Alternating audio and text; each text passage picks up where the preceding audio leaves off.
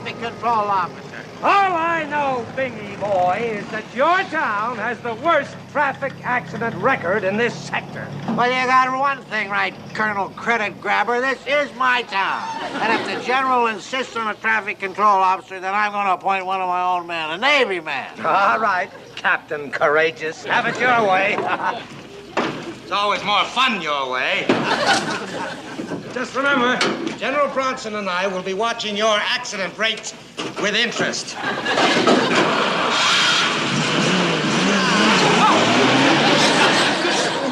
You did that on purpose, you hot rodder. You come back. He's a menace. Did you see that? Yes, sir. Oh, you menace?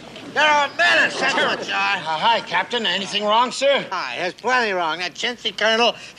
Well, what am I telling you for? All I want is for you men to be very careful with your driving. Yes, Hear sir. that? Careful. Yes, sir. The general is upset about the accident record. Oh? Hi, guys. What's the meeting all about? Charge! Watch out for the push gun!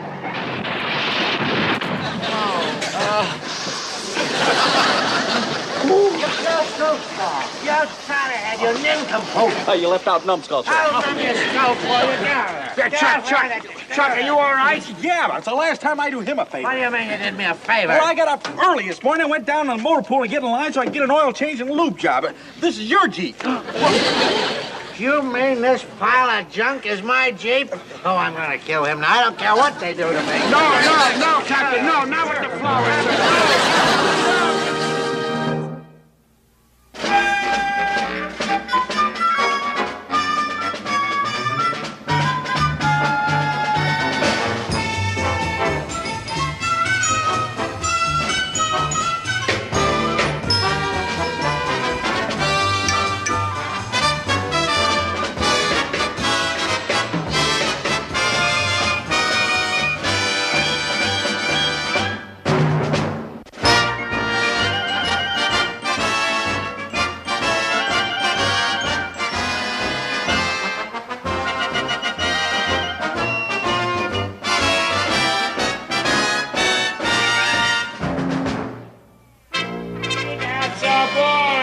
That's it. I'll hold it right there. There we go. Take those flowers out of there. Get everything all straightened. There you are, Captain. Looks just as good as new. Yeah. At least you ought to look at the bright side, sir. No flat tires. Boy, the Navy sure makes good tires. Look at that. Well, no, don't blow your stack, sir. But I mean, after all, we'll fix it up just as good as new. You bet we'll take it over to the motor pool and... No. No. No, you can't take it to the motor pool. That's what I said, sir. We won't take it over to the motor pool. Harry will find out about it. He'll report the accident to the general, and then I'm going to be in big trouble. You pirates, you got to fix this thing yourself. Us? But this needs a major overhaul. We don't have the tool or the equipment. Cut. You're going to fix this just as good as new, or Hot Rod Charlie here is going to spend the duration in the brig. Well, sir, if that's the way you want it, sir, that's the way you'll get it. All right, boys, come on. Let's tow it back to the base. Let's go. Here, sir. I don't think we'll be needing that. Oh, get away from me. Just get away from me, you bird brain. Get away from me. That's telling them, sir. Oh, what are you standing around gabbing about? You're the new traffic control officer, so start controlling. Oh, thank you, sir. All right, you men, you heard the captain. I am the new traffic control officer. Now, let's get that hunk of junk out of here. Don't you ever yell at me like that again. I'll tell the captain. Ow! Skip, this is impossible. We'll never get this thing fixed. Yeah, the guys are right, Skip. Look, why don't I just turn myself into lead bottom and let him do his darndest? You can tell my mother I died in action. Oh, ease off, Chuck. We'll get it fixed, all right? You wait and see. Hey, Pooch, how we doing? Almost finished at this end, Skipper-san. You can douse your torch, Samurai. It's a waste of time. Skip, the block is cracked. We need a whole new engine. What? What are we going to tell old Lead Bottom? Speak of the devil. Here he comes. On a motorcycle. Oi, hey! Come on, you better get out of here. Come on. Never mind. Just freeze. Carpenter, be careful! Whoa! Stop, you fool! That's an order! Oh, my goodness, sir. Hold it. Afternoon, sir. It looks like you had a little bit of a rough ride. Rough ride? Yes, sir. Teddy Roosevelt couldn't have had it any rougher than I. All the things I could tell you about. I couldn't get any decent transportation. I had to get a ride in this thing. Isn't my Jeep ready yet? How will you see, sir? I don't. Wait a minute. Get your hands off of me, that's all. Just... That was a sneak attack. That man deliberately tried to shish kebab me. Which one of the 8 balls is this? Oh, but sir, that's Tinker, machinist bay Bell, sir. Yes, sir. Sir, maybe you better take it down to sick bay. I don't want to go to sick bay. I feel all right. It's no thanks to this arsonist. Bill is... Bell, yes, sir. I want to report. On report, yes, sir. Look, you're confined to your tent. Now get in there. On report. Yes, on report. Bell was? Bell, sir. All right. Now, what happened to my Jeep? Why isn't it ready? Oh, well, I'm afraid we got some bad news for you, sir. You see, you've got a cracked engine block. You're going to need a new engine. Oh, well, that isn't so bad. Just slip on in there. Hook it right up. A new engine. A new engine, sir. Yes, sir. And I'm afraid we're going to have to get one at the only place from the Army motor pool, sir. Oh, no. No, you're not going to do that at all. You go over there, Harrigan will hear about it. I don't want him to hear about it. Now, you get me one. Yes, sir. You find me one, you build me one, you steal me one. I don't care where you get. I don't want to know where you get it. But just get it and have it in my office by noon tomorrow. You're going to be sorry. Noon, yes, You're going to be sorry, too. Yes, sir. Hey, get out of the way. Let me help I you, hope sir. you control traffic better than you control... Oh, sir, I do my best. Get out of the way. This man is not responsible. Yeah, yes, sir. Come on, you man. Out of the way. Watch your foot.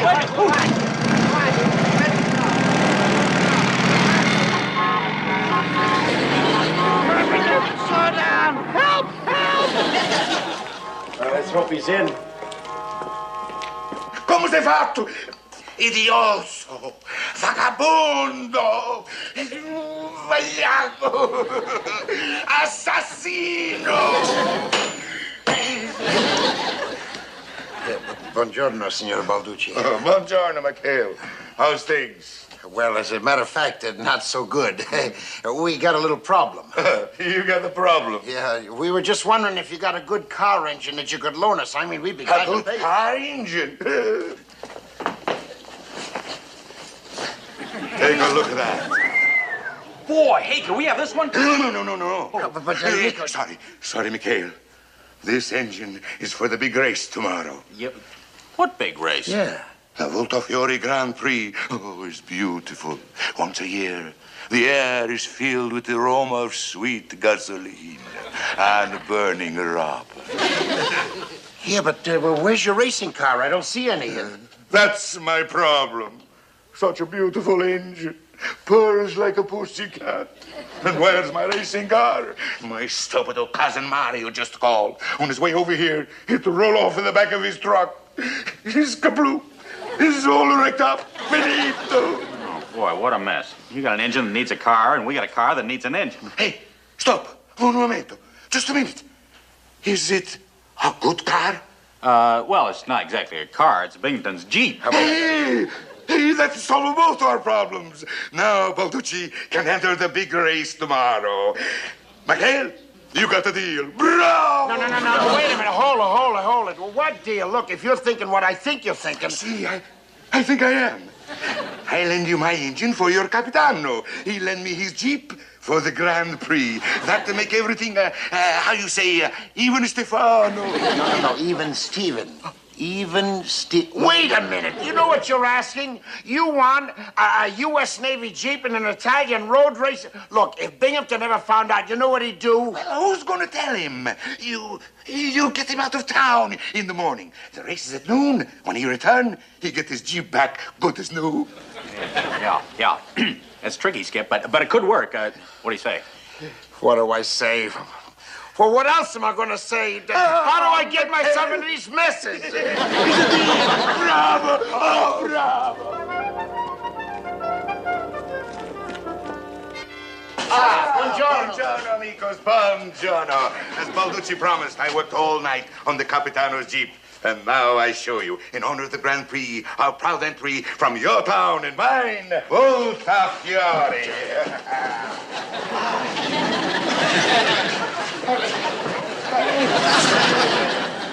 Ecco, Pinzabam.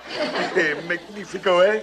Bing's a bomb. Holy Toledo, what did you do to the captain's Jeep? Oh, I'm going to turn myself into Binghamton and save you guys a little time.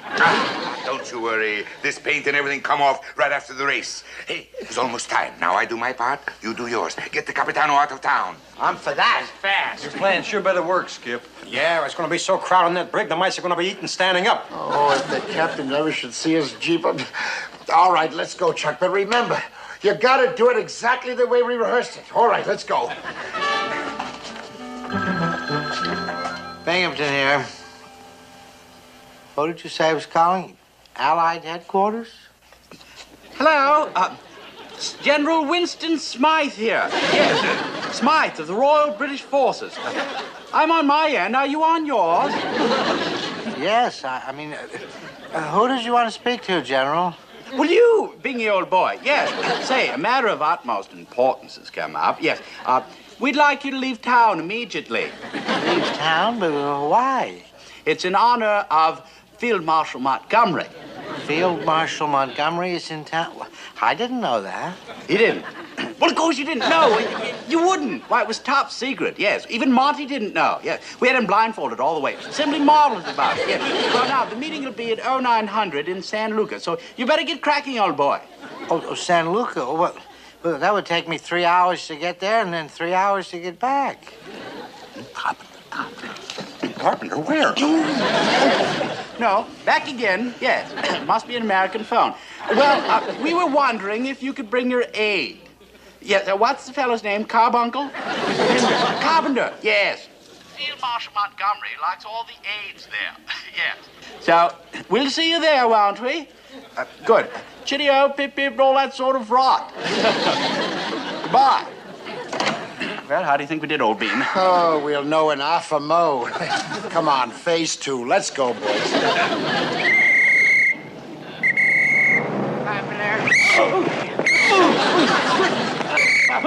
Sure, you dunce! Would you watch it with the hands and the whistle and everything? Oh, now come on, we have to leave town. I'm terribly sorry, sir, but I thought you were just an ordinary pedestrian. Leave town? Yeah. Oh, but sir, I'm the official traffic control officer. Who cares about I that? do, sir. Field Marshal Montgomery wants to see us. Now, we've got to find a replacement for you. Oh, yes. There must be someone around here. Oh, Parker, get over here, on a double. Yes, sir. Did you want me, sir? Now, what are you doing in town, and where's my Jeep? Jeep. Now, don't you worry, sir. It'll be in tip-top shape by the time you get back. How did you know I was going anywhere? Going? Well, you just look like a man who's going somewhere. Yeah, you know how your mouth turns up when you're going away? Stop with the nonsense. Now, I've got to leave immediately.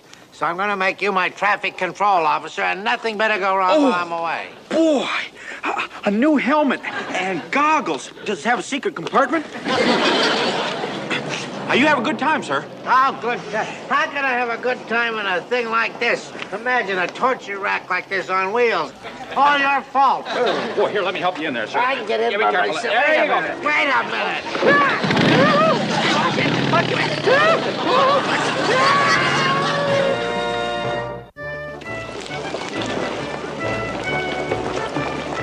All right, come on, boys. Let's get this race started. Let's go. Balducci, when are the other entries going to show up? Well, with the fighting up north, we only got one other entry, the town of Marinello. Marinello?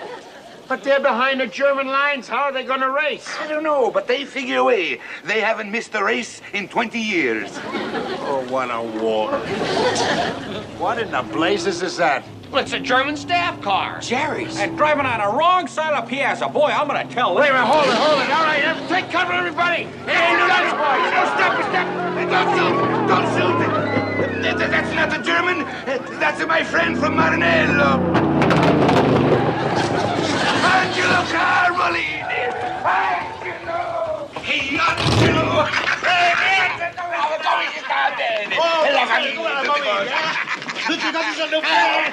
Wait a minute. Hold it. Hey, wait. Hold it. Look, I see it, but I don't believe it. Now, where'd he get this German staff car? I stole it from the Germans. Marinello must have an entry in the Grand Prix or it's a disgrace. All right. You guys get over there. All right, come on, boys. Get your car over there in line. Let's go. Come on.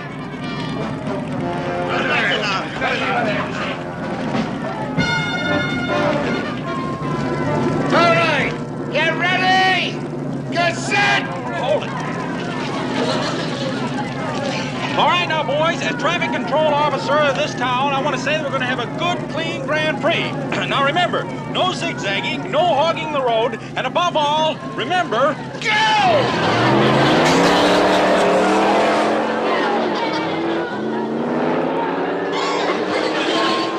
No speeding!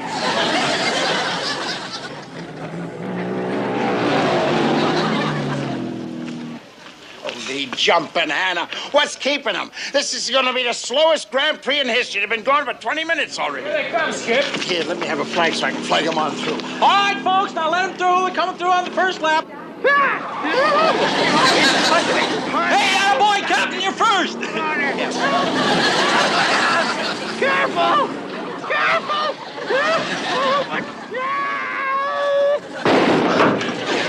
Hi, Captain. Hi.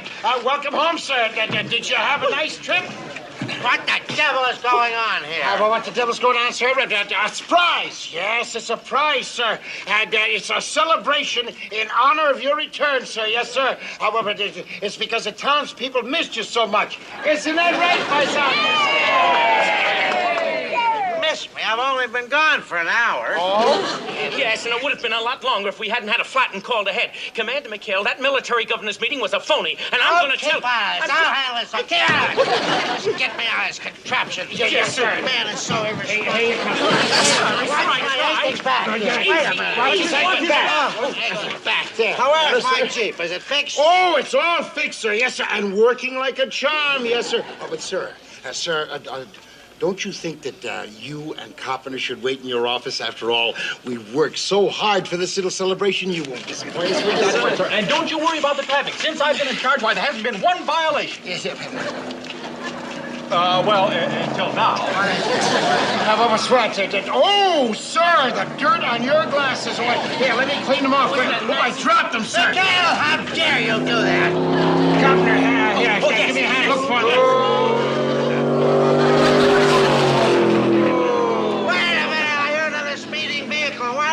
Booing. Carpenter, what is going on? I don't know, sir, but I'll take a look. I'll look at the glass. Speeding vehicle out there. And why are they cheering now? Where are the... I order you to give me those jackets. Here, sir. Here's your glasses, sir. Your glasses. Here they are, sir, right? I couldn't find them, sir. I got them. There you are, sir. I'm terribly sorry. Now, as for those speeders, Control Officer Parker, we'll jump right into your cycle and take off after them and give them a good stiff warning. I don't want any warnings. Warning? I'm going. Never mind. No, I want them under arrest. I'm going to turn them into the He'll arrest them, sir. You can catch them. You'll catch them, all right, because I'm going along to make sure. And don't touch my practice again. No, I'm going to get to the bottom of it. Parker, you move. Be careful. Slow down. Stop. Help.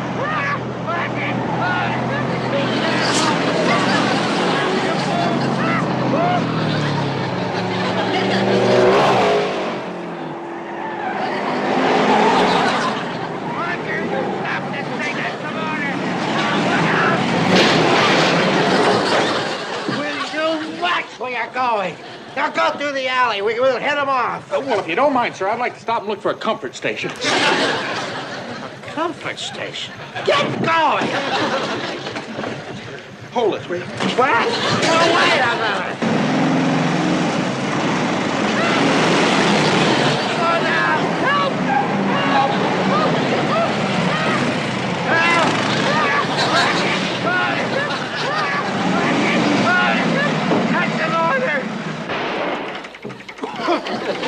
You dunce! What is the matter now?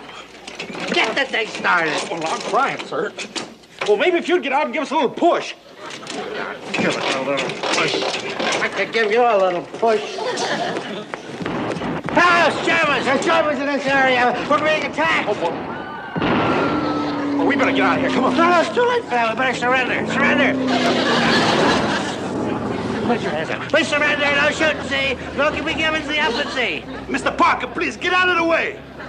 They know you, Chucky. Oh, thank goodness. Tell them I like Germans, too. I'm not German, I'm an Italiano. Now, please, move that sickle so I can finish the race. An Italiano? Oh, I'm so good for a minute there. I thought...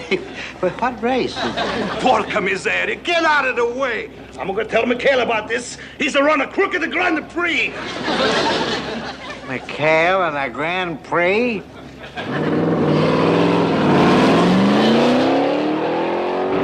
So that's what this is all about. McHale is running a crooked race in my town. Well, the general hears about this.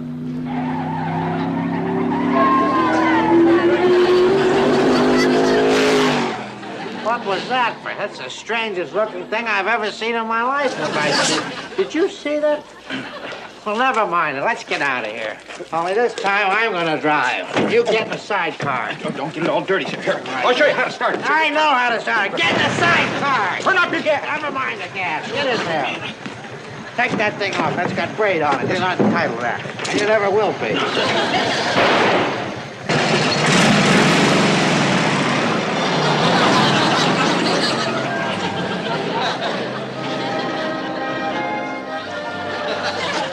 Brother, I'd sure like to know what's going on out there. Well, if Binghamton catches up to them, we're dead. Wow, when he finds out about that Grand Prix, oh boy. Yeah, that's nothing. Wait till he sees his Bing's bomb. Then you'll really hear an explosion. Well, at least there's one happy thought. Things can't get any worse. Someone's coming. Wonder who it'll be. General Bronson. Holy Toledo. Who's the wise guy said it couldn't get any worse, huh? Hi, General Bronson. Colonel Harrigan. Hi, McHale. What in thunderation's going on here? You've got traffic completely blocked. McHale, what is this all about? Oh, well, oh, watch it, General, watch it.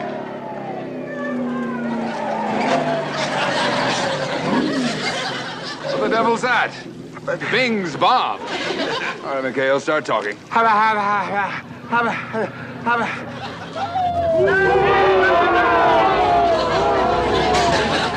McHale, what is this? Is it possible you're running a race here?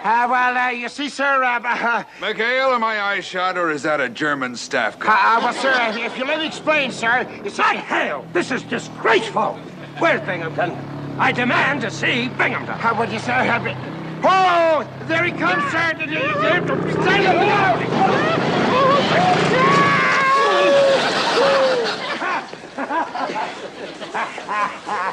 Oh, Biggie boy, are you in for it? The general wants a word with you. That is, if you're through grazing. Let's go, Seabiscuit. General? Oh, General, sir, I'd like a chance to explain how all this started. McHale, where in blazes did you get this German staff car? Oh, well, you see, sir, General. Oh, General, am I glad you're here. You won't believe what he's trying to pull. At ease, Binghamton. This is one of those new souped-up M3s the Jerrys have just put in the field. We've been dying to get our hands on one of these to see what it can do. You have? I mean, of course. Yes, we know you have. Well, that's what this is all about, sir. Oh, General, don't listen to him. Will you be quiet, Binghamton? Go on, McHale. Well, yes, sir. Well, you see, sir, Senor Carbolini here, he stole it, captured it and brought it in this morning. And that's what this race is all about, sir. Yes, it's a time trial tested against Captain Binghamton's Jeep. That's my Jeep? Bing's bomb? Well, yes, sir. You see, we fixed it up a little bit to entertain the crowd. It's good Italian-American relations, you know. Well, I'll accept that. I'll accept anything to be the first in this sector to bring one of these babies in.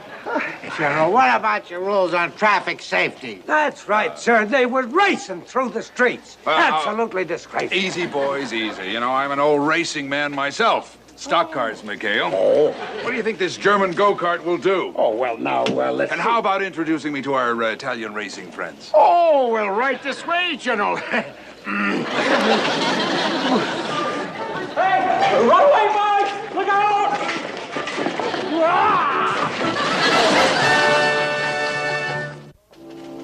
There we go, sir. There she is, just as good is new. Yes, sir. You'd never known she was in a Grand Prix. Wait, Balls, you lucked out again. Oh, now cheer up, Captain. After all, you may have lost a court-martial, but you gained a souped-up Jeep. And you just wait till you see the engine in this baby. Yes, sir, boy. This is a high-powered engine. Now, you cut that out. I don't want to see any of this. Chuck! Cut that out, I said. It's got a new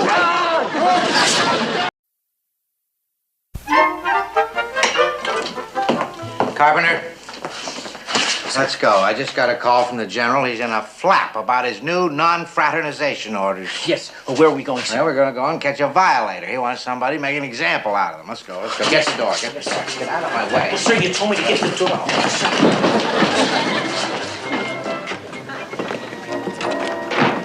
Now, the first thing we're going to do is we're going to check that little bistro right off the piazza where all those pretty Italian girls hang out. We're bound to grab one GI there.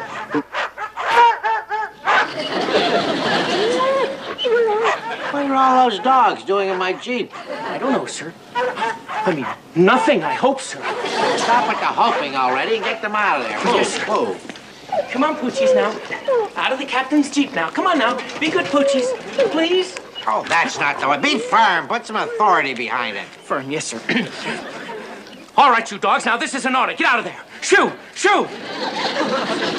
Maybe they only understand Italian. Oh, get out of the way. I'll handle this. Now, hear this. This is your military governor speaking. I want you out of my Jeep. Andiamo. Auto. See that? He attacked me. Yeah, but Vicious killer, that thing. Get the MPs out here, the riot squad. Yes, sir. Vicious. Ah, Senor Capitano, I see you are collecting dogs. I can find the lots for you if you want. I don't want. I want you to get this wolf pack out of my Jeep. That's what I want, especially that one. He's the ringleader. Vicious mongrel. Andate. Wir coming. Get the MPs out of here. Oh, did you see that? He went right for my throat. Oh, no, sir. He just went for your pants. Shut up. I know what he wanted. He was too short to get up while you shoot me to pieces. Went right through the bone there. Capitano, you should not have been so harsh. Dogs can smell when you don't like them. Oh, they can. They'll see I like the smell of this. I'm going to declare war. From now on, every dog in this town has got to have a license and he's got to be on a leash. Leash and a license? The people isn't going to like this. Besides, we have no dog catch. Well, then you appoint a dog catch. He can issue the licenses, he can sell the leashes, and he can collect the fees. Collected the fees? That's my job. I just remembered. I'm going to open an office right now. Well, make sure you also open up a set of books, you bandit, because I'm going to be checking on you, and every penny is going to go to Navy relief. I'm not going to take any guff from you or a lot of mangy dogs.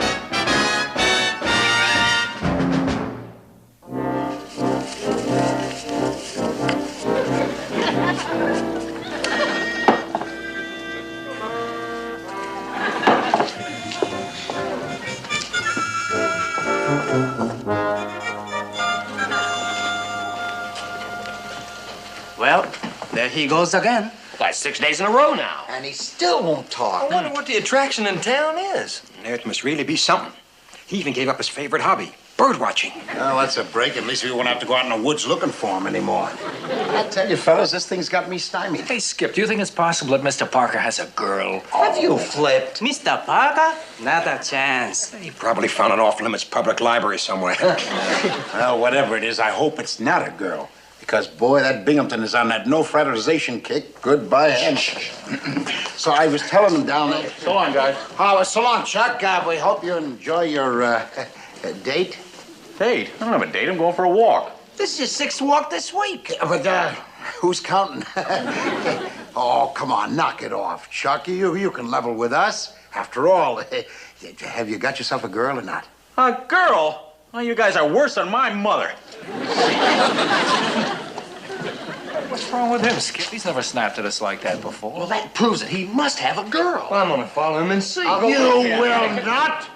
That man happens to be an officer and a gentleman in the United States Navy, and he has every right to be given a head start, and then we'll follow. Come on.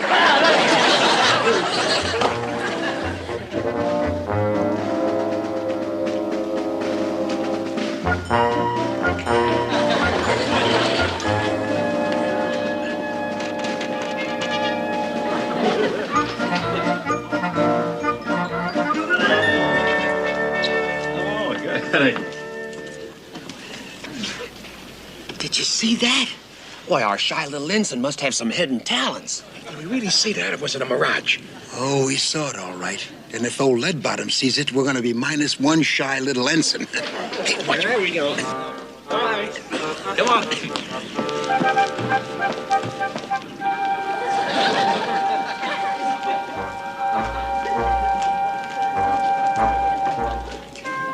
Holy jumping Hannah, she's got him walking her dog already. Well, this is worse than I thought it was going to be. So right, Skip. How cozy can they get?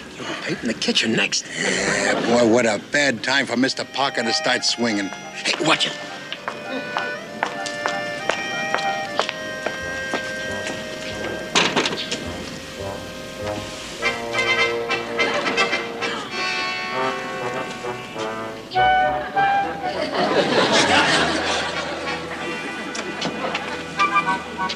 What a two-timing thing. She's playing Mr. Parker for a sucker. Of all the crummy tricks. Oh, boy, you're so right, fellas. Well, this is something we got to break up. Let's go get that guy, Skip. Oh, wait a minute. No, wait. No rough stuff. No. We got to break the bad news to Mr. Parker, but gently, huh? Yeah. This is really going to shake him up. Come on, let's go find that poor guy.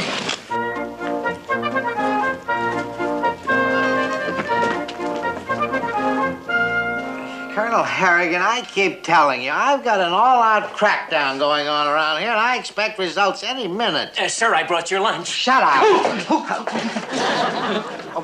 Not you, Colonel. No, I'm just talking to this boob here. He came in with the... Binghamton, what's going on over there? Have you gone flaky? Flaky? Well, no.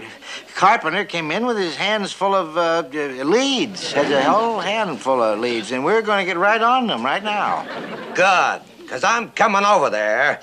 And if you haven't got a couple of bona fide illegal fraternizers in the guardhouse by the time I get there, I'm going to be getting you a new set of clothes.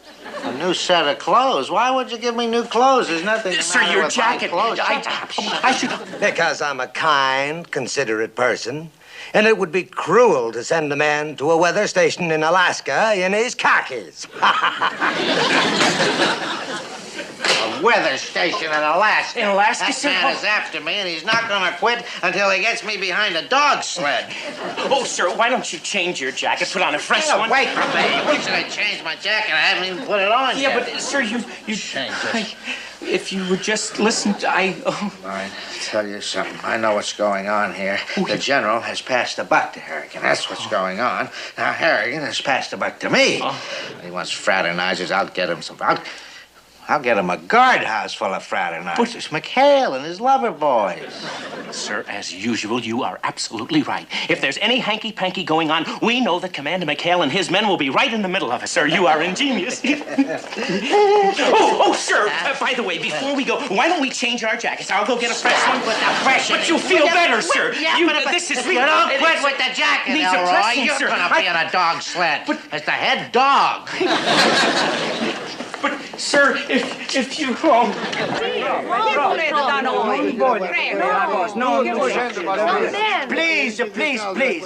Please, it's not my fault. As your assistant de mayor, I would never do such a cruel, heartless a thing.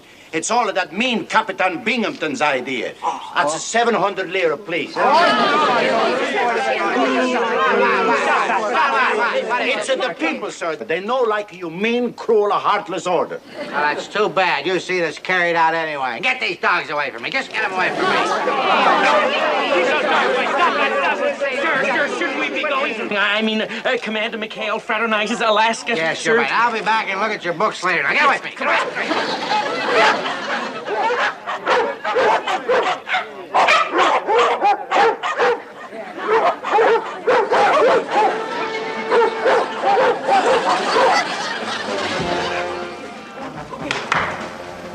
Bring it here, girl. Come on, girl. Come on.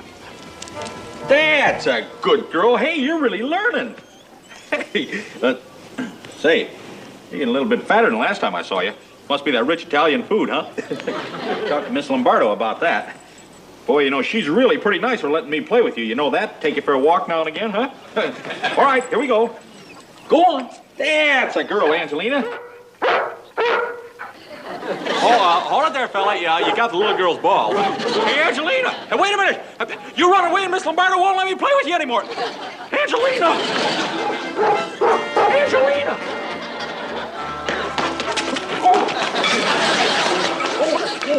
stupido! Que no puede trabajar, ¿eh? Oh, I'm sorry. Accidento, see? Accidento. Hey, did you see him, King? Well, how about it? Anybody see him? Not a sign of it. Oh, for crying out loud. Well, we gotta find him before Leadbottom does, or it'll be curtains for the guy. Hey, here he comes. Angelina! Like he's gone berserk. Oh, no, he must have found out about the other guy. Chuck, are you all right? What happened? Yeah, it's Angelina. I lost Angelina. Well, maybe it's for the best, Mr. Parker. Don't worry, there are plenty others around. Are you kidding? Not like Angelina. I was teaching her English and everything. Everywhere we're sitting there laughing and playing, and the next thing I know, she's gone. Old story. Yeah, but look, Chuck, you've got to forget her. Why, she's strictly trouble. Forget her? How can I forget her? Her curly hair and her brown eyes and her warm little nose. Boy. Oh, Chuck, don't torture yourself, boy. Let her go. Come on back to the base with us. Chuck? Huh? Oh, no. I gotta find her. Chuck! Boy, he got it bad. Poor kid. A jolt like that could send him back to his teddy bear. Oh, you're right. And there's no telling what he'll do in the mood he's in. Come on, boys, let's go after him. Hold it, right we are. Hold it, No, Captain, not now. Yes, right now. You're under arrest. Under arrest? What for? Oh, don't you be coy with me. You know what for fraternizing. Us, sir? Yes, you, sir. I know all about you and your women and your wild parties. Captain, they're coming. How the devil do they keep finding us? I don't What know. do they want from us? McHale, are those dogs working for you? I don't know what you're talking about, Sir, sir. please. Cover my rear. Oh, yes, sir.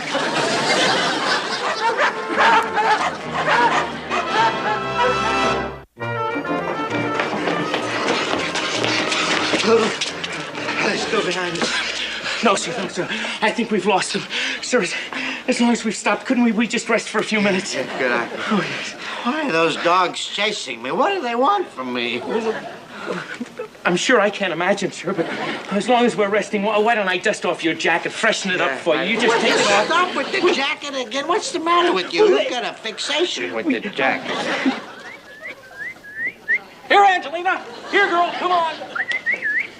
Here, girl. Look at this. Parker, what are you doing down there? Get after Captain. Well, you see, I'm looking for Angelina. I lost her. Angelina! Here, Angelina. Come on, girl. Carpenter, make a note of this. At 1400 hours, we found Ensign Parker drunk, crawling in an alley, looking for women. Sir, I think he found one. Oh, look at that, sir. Look, turn around. Wait a minute. You guys don't understand. Oh, we understand, all right. Grab him, Carpenter. Yes, He's sir. our example for the general. You fraternizer. You are under arrest. Well, you can't arrest me. I gotta find Angelina. Angelina! Oh, sir, listen. The dogs, they found us again. Oh. They can't do this. This is a plot or something. It's you and McHale and Baroni. You're trying to have me torn to shreds. Sir, your jacket. Maybe if you took it off, you could run faster. Sir, Get your hands off! Yeah, Remember, free, you're sir. under arrest. Oh, You stand sir, up. the dogs, here they come. Let's go, sir, please. Hey, fellas, any of you seen Angelina? She's got it. Yeah, maybe you have. She's a little dog, white, got brown. You haven't seen her either. Boy, she's gonna be bad. Oh, where is that guy? Hey, hold on, Mr. Parker. Hold on. take it easy. Come on. Chuck, thank goodness we found you. Binghamton's on the warpath. Boy, you don't need to tell me. I ran into him and he put me under arrest. He did? Yeah, but he's not going to stop me from looking for Angelina. And neither are you guys. Oh, brother, you really got it bad. Chuck, will you listen to me? Look, she's not worth it. She's just a lot of trouble. Trouble? What are you talking about? She's no trouble. As a matter of fact, I was going to give her a bath tonight. A bath? Oh, how do you like that? All this time we've been living with a tiger. Have you ever given her a bath before? Well, sure. She loves to have me scrub her tummy. What? Yeah. Now, look, you guys, we're wasting time. How about letting go of me and I'm going to go find her? So, wait a minute. Hold it, boys. Hold it. Look, Chuck, if Binghamton ever catches you with Angelina, you're landing a brig for sure, and she's not worth it. She's nothing but a two-time. Yeah. When Binghamton is off this no fraternizing kick, we'll find you a different girl. Look, girl? What are you talking about? Angelina. Angelina? You guys got it all wrong. Angelina's no girl. She's a dog. Dog? Yeah, and if you guys don't stop me from looking for her, along with Binghamton, well, I'll never find her. I come... But wait a minute. Hold it. Just a minute. Look, I don't get it. Who was that senorita that we saw you taking flowers to then? Oh, Miss Lombardo. Yeah. Well, you see, she owns Angelina, and whenever I get homesick, she lets me play with her. Because she looks like a little dog you used to have back home. So I did... Oh, wait a minute. You guys didn't think that Miss Lombardo and I were in the... Oh, boy, are you kidding? She's engaged. And besides, she's a girl. What fun can I have playing with a girl? That's our answer. Everything's back to normal. Hey, look, we're wasting time. You gonna help me hunt for Angelina or not? Yes, gladly, boy, gladly. All right, boys, spread out. Look for Angelina. Get down. Oh, wait a minute, sir. Sir, it's loose. What's loose? Maybe I can... Oh, that is loose? Oh, I did, sir. Come on. Wait a minute. Me first. I'm sorry, sir. I forgot myself. You first, sir. Always. Oh, wait.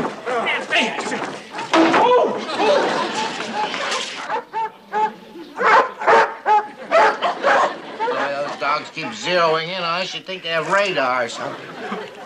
Sir, maybe they recognize our uniforms if we were to take off our jackets. No, begin with that. Every time we stop you, well, you should work in a Turkish bath or something. I'm sorry, You're sir. pulling people's strings off of them.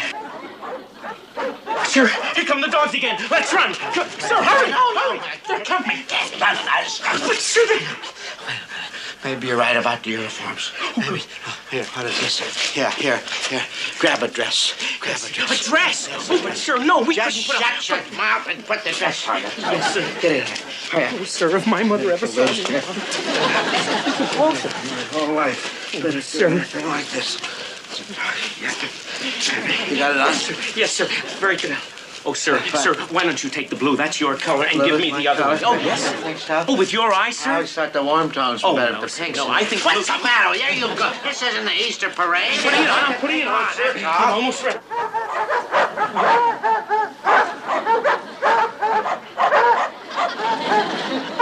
Look glamorous.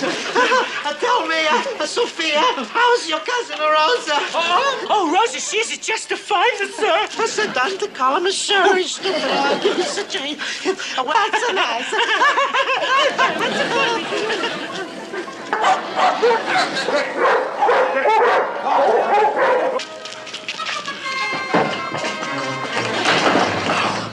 Sir, we made it.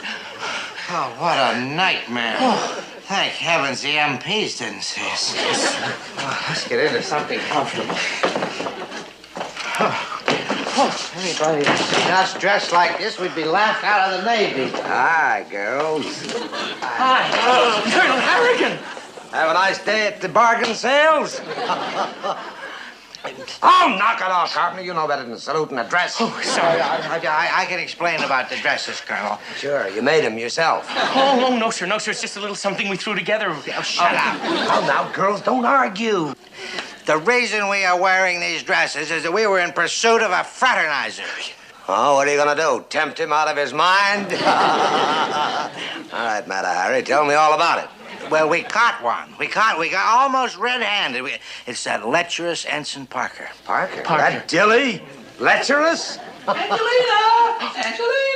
There he is, you'll see. Angelina! Hey, that was her, Skip. That's Angelina. Let's go. Angelina! That Ensign Parker's gone berserk. He's chasing girls all over the place. They're probably going to have another one of their wild orgies in the mayor's office. All we want to know is, where is that dog?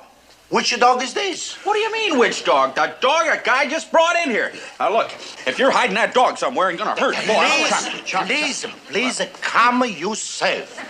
The man that bring that dog to me is my deputy dog catch. He picks up all of the strays he can find. Stray? Oh, wait a minute. Angelina's no stray. What?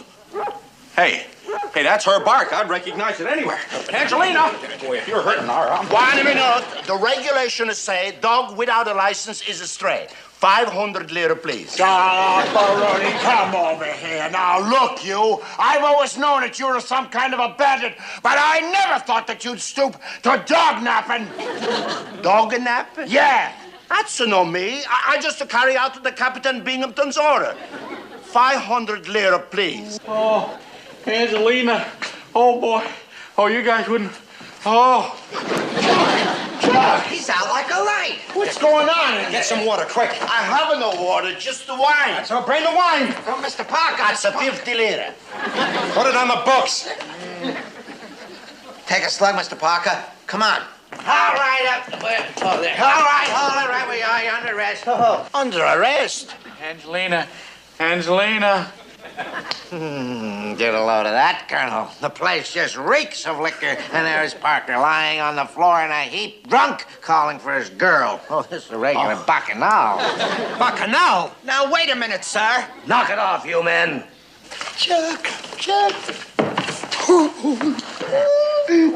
Oh, hi, Colonel. Hi, Captain. Chuck, congratulations. You've just become a father. Oh, father. Father? McHale, what's going on here? You better start explaining. There's nothing to explain, Colonel. Oh, what an example this lecherous lout is going to be for the general. This is fraternization in spades. Imagine getting married without his commanding officer's permission. But, Captain, she's only a dog. Well, of course she is. Who else would have that thing? Wow. The little mother had 5 of them. 5. Oh, boy, I got to go to work. 5. Magnifico. Business is a pick-up. 5 at the 500. Stop. I don't know what everybody is running around here about, Colonel, but let me tell you this Angelina, I don't care how many she had, she's a very loose woman, you know. She's the one he's been chasing all over town. We really got you nailed this time. Captain, the only thing you've nailed us with are 5 tiny little puppies. You see, Angelina actually is a dog. A real dog. You know, Captain. Woof, woof. Well, this isn't the cokiest clam bake I ever saw. I gotta see that. Colonel, you're not going to swallow that cockamamie. Get the MPs on the phone, Elroy. Yes, Get sir. them on the phone. Hold it, Carpenter! He told me to... Never mind that. Wally, you've done it again. Take a look for your own self. What is there to see? You saw it right here. All the drinking and the wild party and the 5 puppies. I tried to tell you, Captain. Now, come on, Binghamton. Let's go back to your office. You have got a lot of explaining to do before you take off for Alaska. Alaska? Alaska? Oh, Captain, we're going to miss you, sir. Captain, why must you be so sloppy? You got gravy stains on your jacket. My lunch. I'm terribly sorry, sir. I meant to tell you, but with everything... No wonder those dogs were chasing you. Put the lunch... Oh, you're gonna get it. I didn't... All right, now, Cut that out! Sir, Come on, man. Don't hit me. Must. Come on, let's see how the little mother's doing. Oh, no!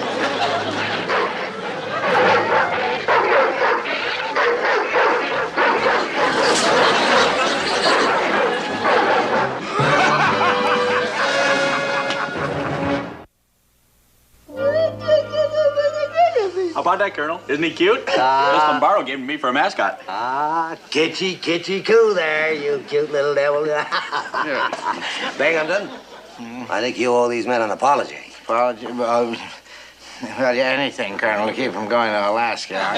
Okay, Al? Sorry. Well, don't worry about a thing, Captain. Everything's off the books. Yes, sir. And just to show you that there's no hard feelings, I'm gonna let you be the godfather. You're the godfather of a litter of puppies? What did you say, Binghamton? I said it'd be quite an honor. It'd be a good thing for me. Good. Now you can pay the fees. License, leashes, and muzzles. That's 4,000 a lira, please. 4,000 lira, you crook, you thief. I'll be glad to let you have the money. Well, there. How are you, son? Ow! Carpenter, where's my lunch? Coming. I'm terribly sorry for the delay, sir. Please forgive me. About time. I asked for scrambled eggs. Where are my eggs? Where? That's why I'm late, sir. There isn't a single egg to be found in all of Altafiore. How dare you? I don't want excuses. I want scrambled eggs. Now, where are they? Sir, you don't seem to understand. The hens are very upset by the war, and, well, they're just not giving out. Hens are upset by the war. It's not doing me any good either, you dodo. Where did I give you? Temper, Bingy boy. At ease, son. Save some of that scrapping for the Germans. That is, if you ever get to see any. Don't you ever believe in knocking, Harrigan? Well, you never would have heard me over the ruckus. Listen, Bingy boy, I'm your friend. I've come here to tell you that a VIP from Washington is coming through, and I want you to get this little town of yours cleaned up. VIP, another one? We got enough VIPs over here, the Senate could have a roll call. Well, this time it ain't a senator. It's Frank Templeton, the political boss.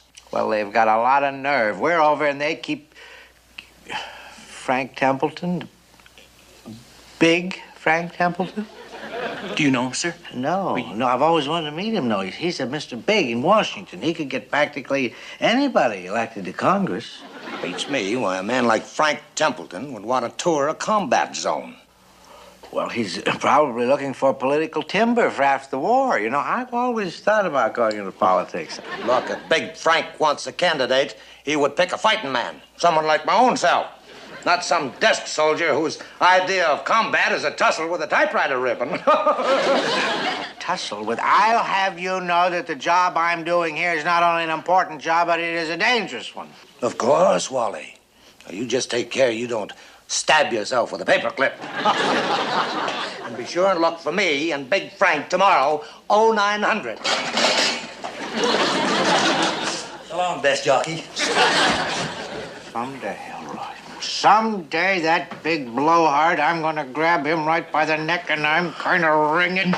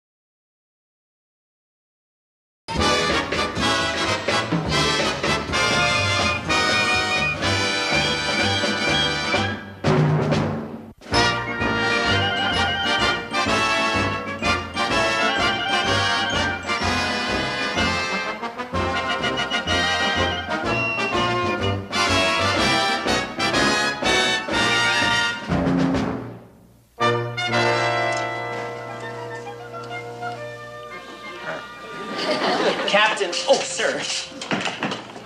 Sir, I have some papers here for you to sign.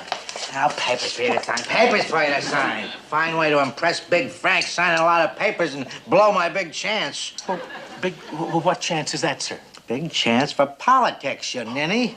I've always wanted to run for Congress after the war. If I could impress Big Frank, I'm just as good as elected. Oh, yes, sir, and if I may say so, you will make a fine congressman, sir, because you are a man that people can trust, a dynamic leader, a forceful personality. Oh, a vote-getter if I ever saw one, sir. Yeah, those are my sentiments, exactly. But I'm not so sure but what Harrigan is right. I think a war hero would have a better chance of getting elected. Well, sir, is it your fault that you've never been in a battle? That every time you've seen a German, you've had to turn tail and run? Well, I mean, because you're outnumbered, sir. You know, much too... Carpenter, don't you ever pause like that in the middle of a sentence again, because you may not live to finish it. Well, sir, what I really meant to say was that it is such a shame that a man like you is tied down behind a desk while a man like Commander McHale goes out and gets all the glory? Don't you mention McHale to me. I don't want to... Still, you may have something there. McHale and those deadbeats on the 73, they're always lucking into something. Oh, yes, sir. That would be my chance to impress Big Frank. Be a hero. Oh. Get my gear together. I'm joining the crew of the 73. Yes, sir. Just sign these papers before you leave. Oh, sign them yourself, you desk jockey. Don't you know a combat man when you see one?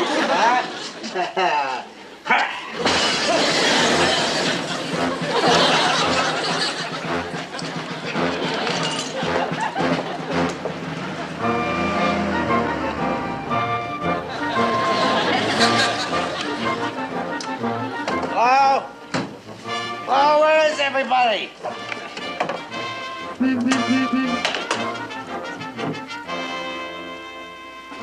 McHale? What are you trying to do? Here, I'll have him up. Whoa! Chuck, will you watch it? Captain. Captain, wait a minute. Captain, are you all right, sir? Well, who can tell if I'm all right or not? Stop that. And where the devil were you? Well, sir, we were over at You boob, quit touching me. Wait a minute. Hold it. What am I getting so excited about anyway? It was obviously just an accident. That's right, sir. It was just an accident. That's right. And now, sir, as to where we were... Forget that. I don't care where you were. That was the old Binghamton talking. Now, the new Binghamton couldn't care less where you were. What? Binghamton? The new Binghamton? That's right. The old Binghamton, I believe you called him Lead Bottom. Yes, well, he was a desk soldier. The new Binghamton is a combat man. Combat? Oh, I see. And that's why you're all dressed up in this... That's right. I'm moving in with you men. I'm joining the crew. What? Joining the... I don't think I heard you right, sir. Did you say you were moving in with us? That's right, Quint. I'm a changed man. Huh, Quint? Chucky? Oh, yeah. Hey. I may be the new Binghamton, but you're the same old Parker, aren't you? Willie, fix that for me, will you? And lads, give me a hand with my gear here. But now, Captain, there's one thing I don't understand, sir. Now, why would you want to move in with us, sir? Now, tut, Quint. There's no more of the plush life for me. A CO should be with his men. He should live with them. He should fight with them. He should die with them. I'll be careful of my hand grenades there, Lester. Halt! The enemy plane! Take cover, sir! What is it? Take cover! It's an air raid, sir! Air raid! Oh, boy, that bullet almost had your name on it. Oh, my. How close was it? Well, it had your initials on it. There he is at 10 o'clock! Take that! Stop with the helmet already. I can't see what's going on. Wow. All right, hold it, man. Ceasefire. Here you go, Captain. Up you come. Oh, boy, that was close. They almost got you. Who almost got? I didn't hear any plane. You didn't hear a plane? Well, of course you didn't hear a plane, sir. Because they were gliders. Yes, that's it. They were the new German gliders. Gliders? That's right, sir. They silently swoop in and then rat-a-tat! If you don't stop that, I'll rat-a-tat you! Only 3 tats, sir. Now, wait a minute, Captain. Wait a minute. Look, it's much too dangerous for you to be out here with us, so... Nonsense. Danger's what I'm looking for. But, Captain, we haven't had a scramble in days. Look, if there's anything comes up, we'll give you a call at your office. I haven't got time for that. I mean, now is the time. Now, let's seek the enemy out and destroy him. You want to seek out the enemy? I tell you, I am a changed man. I want to feel the wind and the spray in my face. I want to inhale the scent of gunpowder. Now, let's move out. Come on, everybody. Geronimo!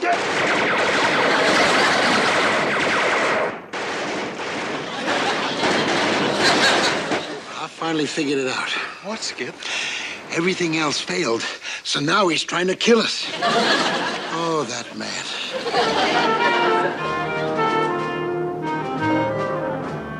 But, Captain, I keep telling you, from all the reports that we've got, there isn't a single German vessel within 50 miles of here. Why don't we just go home? Negative, McHale, negative. We came out here to find some Jerry's, and we are not going back empty-handed. Captain, you just fired number 2. What are you talking? I didn't fire anybody. Oh, boy, you just cost the government $20,000. Oh, be quiet, you boob. How could I this? Maybe there is a U-boat out there. You guys are always lucking into something. Skip, look, it's turning. It's reversing course. Here, let me at that wheel, will you? Thank God, give me everything you got. Virgil, see if you can get that fish. Right, Skip.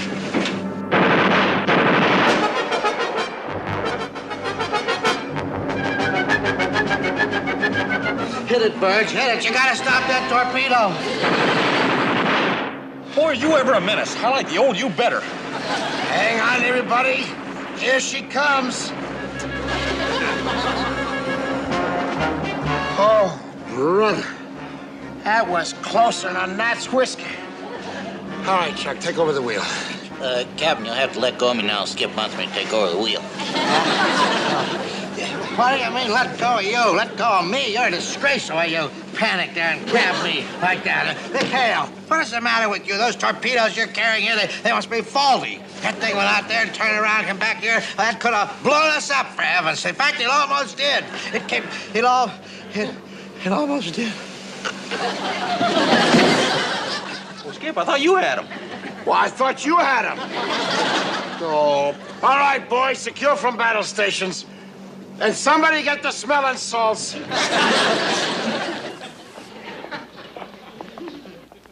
Well, Jerry's are just afraid of us, that's all. They heard that the 73 boys were on the prowl, and they ran for cover. Oh, yes, sir. Those Jerrys knew what they were doing, that's for sure. With that bottom on the job, they can all go home. Closest we ever came to being sunk. All right, we'll take a little break, then we'll go right out again. You want to go out again, sir? Virgil? Virgil, we're here, mio caro. Oh, I forgot all about that party I set up. What party? Binghamton will blow his top. Oh, well, buongiorno. Buongiorno. Are you lost or something? Are you looking for somebody? Whoever it is, they must have shipped out. Yes, that's right. Too bad you missed them. Yeah? All right, McHale, what's going on here? What are these girls doing on a military base? Wow. Well, but you see, sir, We do not understand the boys. So what about the party? Oh, that's it. You're planning on having a party. Well, I'm surprised at you. But you see, sir, Well, I mean, I'm surprised that you think that I'd care. I don't care about that. I mean, we combat men, we gotta have a little relaxation. Right, Chucky? Well, it's just that you've been such a big stinker, sir. Stinker. That's cute. That's cute. Oh, well, that's the old Binghamton. When are you gonna get it through your head that I'm just one of the boys? All right, girls, it's El Partio time.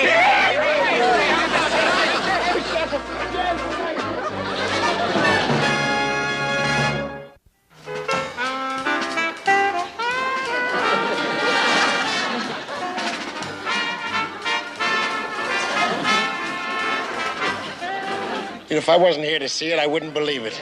Oh, I see it, and I don't believe it.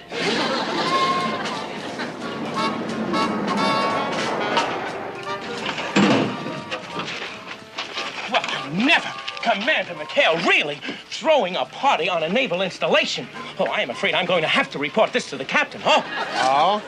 Well, start reporting, buddy, because there he is. Oh, good. Sir, did you... Hello, Elroy. How's the old desk jockey who's watching the paper clips? Sir, I just... But you... Oh, come on, Elroy, you waste-passing commando. Grab a chicken. Swing it, boy. Swing it. Sir, I will, but, sir, I'm here with a very urgent message from Colonel Harrigan. Oh, yeah. Urgent, Chucky. Keep her motor going, baby. All right. That's so urgent that you're taking me away from my boys. Oh, sir. Big Frank's departure has been pushed up so that Colonel Harrigan is bringing him through here in about 3 hours. Well, he can't do that. He's not due till tomorrow. I haven't even been in action yet. Well, who's Big Frank? Big Frank Templeton, the political boss. And do you know that he has never backed a losing candidate for Congress? So that if the captain here can impress him... Keep your mouth shut. I'm explaining about... So that's what this is all about, huh? The new you, the fighting CO. Oh, and all you're doing is putting on a big show for a big shot politician. Yeah, speaking of shots, you're gonna get yours. Oh, I'm sorry. Hold it, Captain, hold it. Now put that thing away. I knew you had some kind of an angle, but I never thought it was politics. Hey, you'd be great in politics, sir. The way you're always talking and never saying anything, you know. Shut up, you dunce. Just keep... You're gonna get one, too. All right, McHale, so you know. It's not gonna do you a bit of good because I am ordering the 73 out on patrol. I've got just 3 hours in which to become a hero. Now, wait a minute, Captain. Now, look, for one thing, we've never even seen a German ship for 2 weeks. Well, we can't go around manufacturing Germans, you know. I'm giving you an order. Well, why can't you manufacture Germans? That's exactly what you can do. This bunch of yous are always parading around here in those captured Jerry uniforms. Well, what are you talking about, sir? I don't have to be a sea hero. I can be a land hero just as well. I'm going to stage an ambush. Oh, no, sir. Nothing doing. No. Yes. You're going to do just as I tell you, or I'm going to have you all court-martialed for having women on a military base, and for carousing, and for drinking, and for dancing. Now, wait a minute. You were drinking and dancing right along with them. Only to gather evidence, and Elroy will so testify. Oh, now, Captain, you wouldn't pull a low-down, dirty, underhanded trick like that, would you? Would I? You would. You would. Hi, dear sir. Here, let me give you a hand. Hi, Colonel Harrigan. Hello, McHale. McHale, this is Mr. Frank Templeton. How do you do, sir? It's a pleasure. The pleasure is all mine. It's great to come out here and see what a wonderful job you men are doing. Yes, the folks back home are very proud. McHale, is there anybody I can call when I get back? Oh, well, now, that's very kind of you, sir. Mr. Templeton, I'm Captain Binghamton. Sorry to keep you waiting, sir, but there's a war on, you know. Please, Bingy. I've been looking forward to meeting you, Captain. Oh, no. Now I've seen everything. Bingy, this isn't Halloween. What are you playing, trick or treat? Since I decided to start fighting this war instead of sitting at a desk like you do, I've got to be ready at all times. We've come in from a very rough action. Almost sunk a boat. One of ours? How did you know it was one of... Will you stop with the heckling? Yeah, sir, don't you think we better get down the airstrip? Mr. Templeton has to catch a plane, you know. Can't keep him waiting, you know. Taxpayers' money. Wally, don't you think you better leave your toys behind? I mean, one of them might go off and hurt somebody. The only people who are going to get hurt are the Jerrys. That road to the airport, that is a favorite ambush spot for German patrols. Is that right, McHale? Yes, sir. Absolutely, sir. You're both daffy. This whole area has been secured by the Army. What would you know about a combat zone? Combat? The closest you've ever got to combat was when that Italian waitress thought you made a pass at her. I was only reaching for the grated cheese, and you know. Now, boys. You sound like two senators with their hands caught in the pork barrel. Let's go now, shall we? Here you go.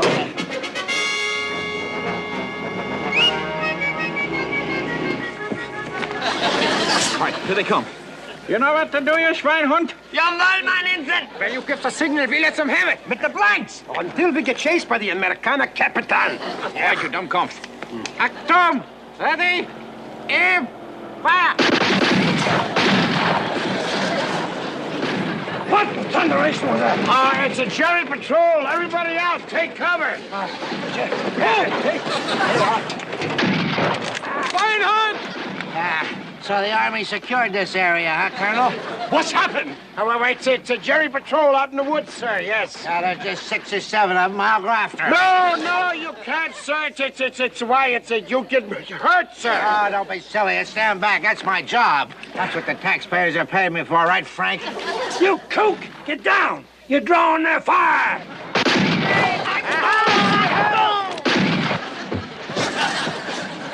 All right, you Jerrys, here I come.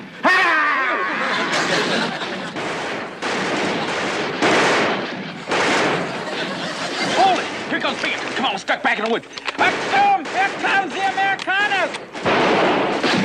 Hey! Take that, you Jerrys. And that. Go on the run.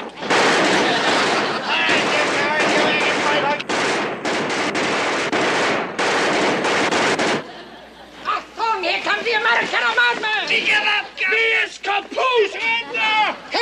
Comrade! You American Schwein! You got me! How we doing, Captain? Cloudy. How we doing, Captain? Oh, you got me! Oh, you got me down! You got me!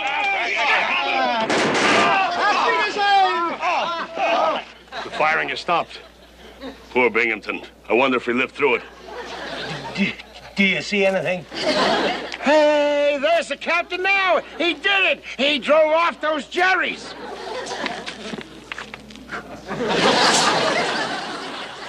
Oh, good work, sir. Are you okay, Captain? Well, I must be slipping.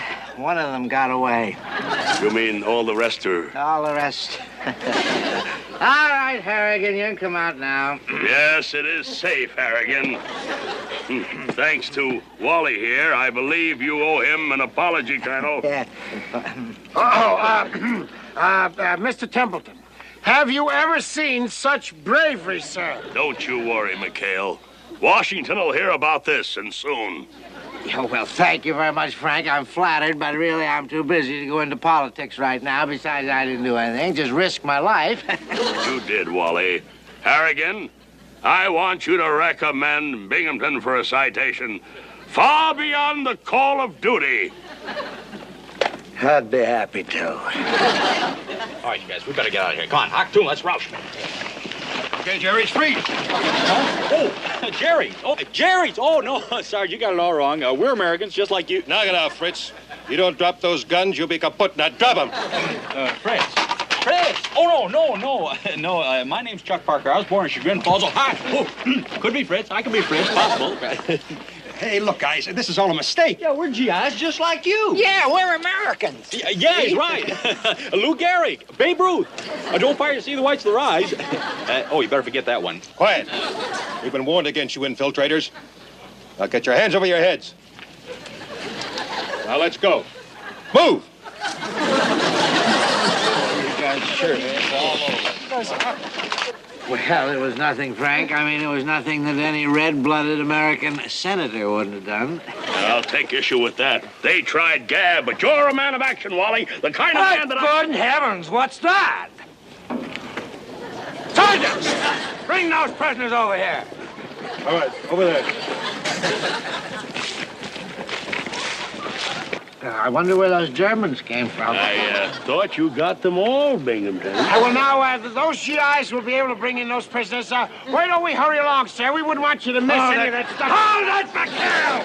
There's something fluky going on here, Sergeant. Just bring those Jerrys right in here. There you go. Aha. You sure look familiar, Fritz. Nein, Fritz. Ada Schweinheiser. On the first side of the family. Sieg Heil. Just as I thought. Parker! And that there's Gruber! McHale, this is your crew. You mean these Germans are his crew? Yeah, only they ain't even Germans. Sergeant, you can take off. I'll handle this my own self. Thank you. Well, if this isn't the weirdest Binghamton, this deserves an explanation. Start talking. You tell him, McHale. I already told him that part. Offhand, Frank, I would say that Binghamton staged this whole thing just to impress you, so he could get 4 years in Washington. What? Me? I wouldn't stay. I wouldn't do a thing. McHale did the whole thing. He put me up to it. Now, hold your horses, Captain. Wait a minute, McHale. Now, let me get this straight, Binghamton. You say this whole scheme was McHale's idea? That's right. You got my word as an officer and a gentleman. Oh, wait a minute. That isn't the way it was. You shut up, you Nazi. You just shut up. Now, wait a minute. This has gone far enough. It certainly has. I'm reporting the whole incident to the general. Don't you dare, Colonel. That was quite a stunt, McHale. What? Oh, did you like it, sir? Shows great organization and planning. And most of all, a flair for the dramatic and a devious mind. You'd make a great politician, McHale. What are you saying? If ever you decide to go into politics after the war, McHale, look me up. Now, I really must catch that plane. They're all waiting. Yes, sir. Here we go, sir. He's not the one. Frank, he didn't have any. I was the Frank. Well, so long, fellas. Good show. Don't forget the next election. Vote early and vote often. Mr. Templeton. I don't feel so bad, Wally. You can't win them all. That broke it. A man can only take so much, and then he's got to start dishing it out. Wait Parker, just a minute. I'm going to give you till 3. Hold it. Wait a minute. 3. You cheated.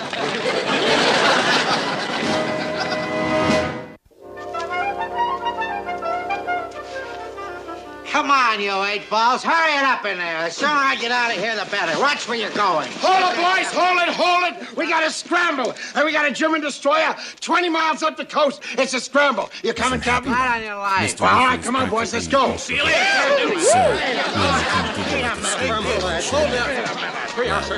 sure hope so. Well, so long, Senator. Let's go. Not that I might be an enlisted man, but I don't know how. Mother ever explained it to the bridge club, if my executive officer got broken down to a seaman 2nd class. The scandal. All right, come on, boys. Let's go. Now, remember, gloop right between the eyes. Don't worry. Skip. This is going to be a million laughs. Meanwhile, Commodore Buffington was sitting stiffly in his office, glowering over Pipkin Whiffle's service record, mentally preparing the damning report for the fitness board. Lieutenant Elroy Phibbs sat opposite him, meticulously taking notes. Now, the fitness board is going to love this record. Phibbs, Buffington grumbled, his voice dark with malicious anticipation. July 16th, during gunnery drill, we shot down a target plane. August the 1st, he torpedoed one of our garbage scouts. Said he thought it was a nip sub camouflaged with potato peels. Potato peels? Phibbs, the utter insult. Suddenly, Kelso burst in, unannounced, followed by Chuck Higgins. Hi, Captain. Buffington snapped up, startled.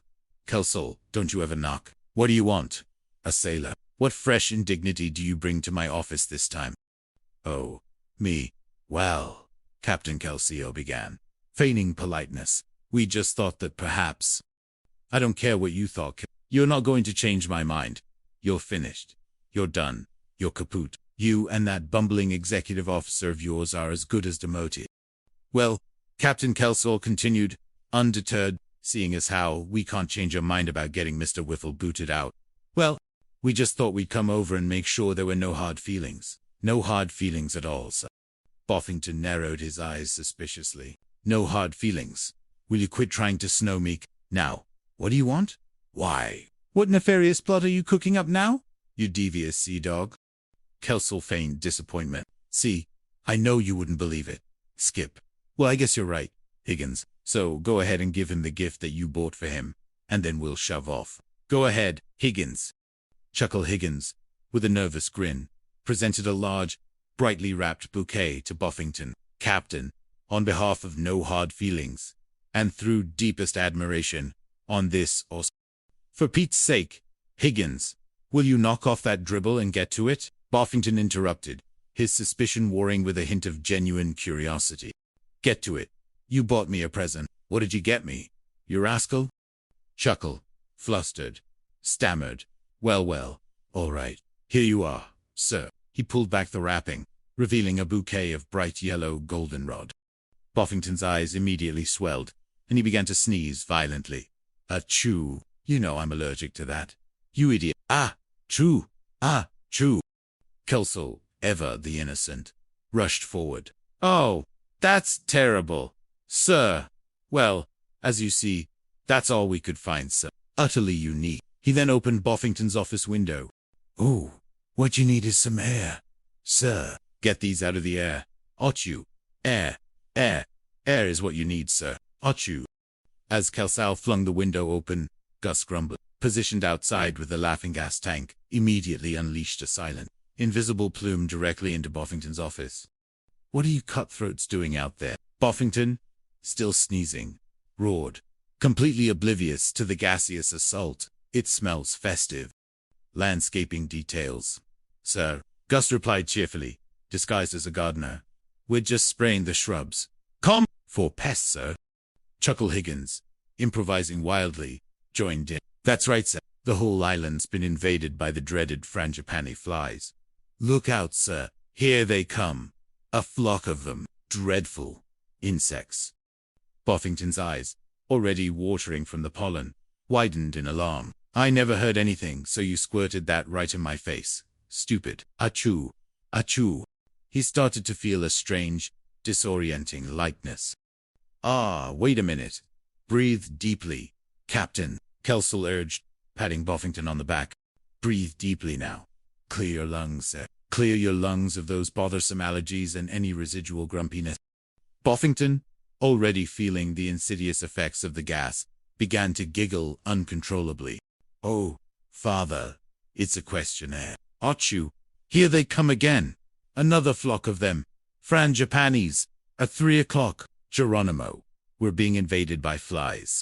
He burst into uncontrollable laughter, his head thrown back. Isn't that terrible? Huh? Dreadfully, deliciously terrible. Well, don't you worry about us things, Captain Kelsall said, winking at his crew. We're right behind you, sir. We'll stick by you to the bitter end. Because we're your friends. We're friends. Ha ha, that's a real buddy. Buffington, now utterly lost in a fit of giggles, looked at his service record on the desk. Did you see that, it's too bad you have to lose him, sir. He pointed to Pipkin Whiffle's file. Kelsall feigned confusion. What? Did he lose him, sir? Oh, you mean his impending demise? Buffington nodded vigorously, still laughing. Well, you're the one who sent for the fitness board, the one that's going to reduce him to seaman, sir. Oh, dear. No, I meant seaman, sir. Achu, what a laugh. Buffington, in his altered state, suddenly decided he had had enough of Kelsall's lamp. I'll take care of that, Kelsall, he announced, a gleam of manic generosity in his eyes. Elroy Phibbs, go get in here, this very instant. You scribbling. Elroy, startled, poked his head in. You called, sir? I don't know. Did I? My pen ran out of ink. Yes, you called, Buffington roared, practically dancing with glee, his earlier allergy completely forgotten amidst the joyous hilarity. Send a message up to Grand Command Post and cancel the fitness board, the infernal, utterly unnecessary fitness board for Ensign Whip. Elroy Phibbs blinked, convinced his Commodore had finally lost his marbles. Oh, I get a series of jokes. Haha, a hilarious practical joke, no doubt. Do I sound like I'm joking? Phibbs, Buffington demanded, still giggling. Yes, okay, go and copy and send a message. Cancel the board, a complete and utter revocation of my previous, regrettable command. Kelsall, seizing the moment, leaned in. Come on, isn't that right, Wally? He called Buffington by his first name, a familiarity he would never normally dare. That's right, quiz baby, Buffington agreed, equally familiar, lost in his drug-induced euphoria. Oh, but sure. No, send a message now. Phibbs, just as fast as your fat little legs will carry you out of my sight. Scat, man. Elroy, utterly bewildered but accustomed to Buffington's inexplicable mood swings, hurried off to the radio shack, shaking his head. Keep it working, boys, Kelsall whispered to his crew. If this stuff is going to start to wear off, we've got to do our thing. Full commitment to this act of benevolent sabotage. Buffington, meanwhile, was happily nudging Kelsall. Thought they were going to get rid of you, didn't they, Higgins? Yeah, but I'm going to do it because I like you. Pipkin Whiffle, I like you, Bingy Winky. He laughed, poking Kelsall in the ribs again. What's your need, sir? Kelsall asked, still playing along. It's a little bit more fresh air, isn't it? Yes, a little bit more. He winked at Gus, who was lurking near the open window, ready with another blast. Yes. Hey, get ready, you guys. Chuckle, Higgins hissed. It's stuck. Skip. The window's stuck. The office window, which Kelsall had opened earlier, had jammed. What's so funny about that? Higgins, Buffington asked, still laughing, but with a slight edge of confusion returning. Well, don't you get it, sir? It's a riot. The window's stuck, sir. Chuckle burst into laughter. That's your funny little potato peels, sir. Buffington frowned, a tiny wrinkle of sobriety forming amidst the giggles. I'll go along with that. It's funnier than potato peels. What are you 8 balls doing here? Anyway, how am I right here? Just try to open your window, sir, Kelsall offered, trying to keep the merriment going. Yes, but remember, I'm Bingy Winky. Get my own window open? What is this Bingy Winky? Buffington asked, the laughter fading, replaced by a growing suspicion. Are you out of your mind? Out of your mind. That's one we've heard you say. You're not laughing. How could you call you? His eyes began to focus, his brow furrowing. I don't know what this is all about, but I'm... Just then, Elroy Phibbs burst back into the office, out of breath. Sir, I ran all the way. Oh, mission accomplished. I sent the message. Commodore, you asked for me, so here I am. Buffington stared at him, his face now a mask of cold, terrifying clarity. The laughing gas had worn off. Why would I send a dummy like you on a mission? Phibbs, you're a dummy, a certifier greeter. But, sir, Elroy stammered, bewildered. You specifically ordered me to radio Grand Command posts and cancel Ensign Whiffle's fitness board. By what, sir, you said, and I quote, Sir, get going as fast as your fat little legs will carry you. Lithering Dodo, Buffington roared, his face turning puce. Have you lost the last few marbles that you had? Why would I want to cancel it? If anything, I want the thing on this hyena. Speed it up. Phibbs, now, look, now, I can't. I don't know what you're trying to pull here, but I'm going to drive over to the radio shack and take care of this myself. Get away from my window. Kelcel, still desperately trying to buy time, grabbed Buffington. A big thing. Just let me open your window, Commodore. Come here. That is not Biggie. Well, you are, when the window's open. Buffington fumed, struggling. Yeah, I do want to do this to an old pal, after all. The laughs we've had together this morning. This festive occasion. Elroy Phibbs, observing the wrestling match, added, Sir, I about 2 hours spent on that wire. Buffington snarled at Kelcel. Fair weather, friend. What is going on here? Kelcel, seeing that the game was up. Sight, we're just trying to open up this window. Commodore, now we're going to go see if we need some help with the window in the Jeep. He broke free, signaling to his crew. Quick, we've got to give him another belt with this stuff. Otherwise, Mr. Whiffle's a goner. Here, Chuckle, take this. Now, when I get his attention, give him a blast. The rest of you guys follow my lead. Captain, don't start that motor, sir. Buffington, enraged, stormed towards his Jeep, only to be surrounded by Kelcel and his crew, all pretending to be overzealous mechanics. Now, sir, no, sir, Kelcel exclaimed, waving his hands. We just got an emergency order from maintenance, sir. They said to check all vehicles for possible enemy sabotage, a vital, precautionary measure, sir. No, get away from there. Put that hood down. Get away from the vehicle. Buffington shrieked, swatting at their hands. What are you doing? Get the hood down. What is she? Any fly, sir? He struggled with Gus Grumbles, who was spraying him with more laughing gas. Get that thing out of my face. You ex-ensign knew. Kelcel, however, knew his superior too well. Mr. Kelcel, sir, I am not worried about any enemies. You are the only enemy that I have. That is my sabotage. Go, nincompoop, Buffington thundered, noticing Willie the Whale Wiggins perched on top of the Jeep, swinging his legs. What in blazes are you doing up there, Willie? Willie grinned.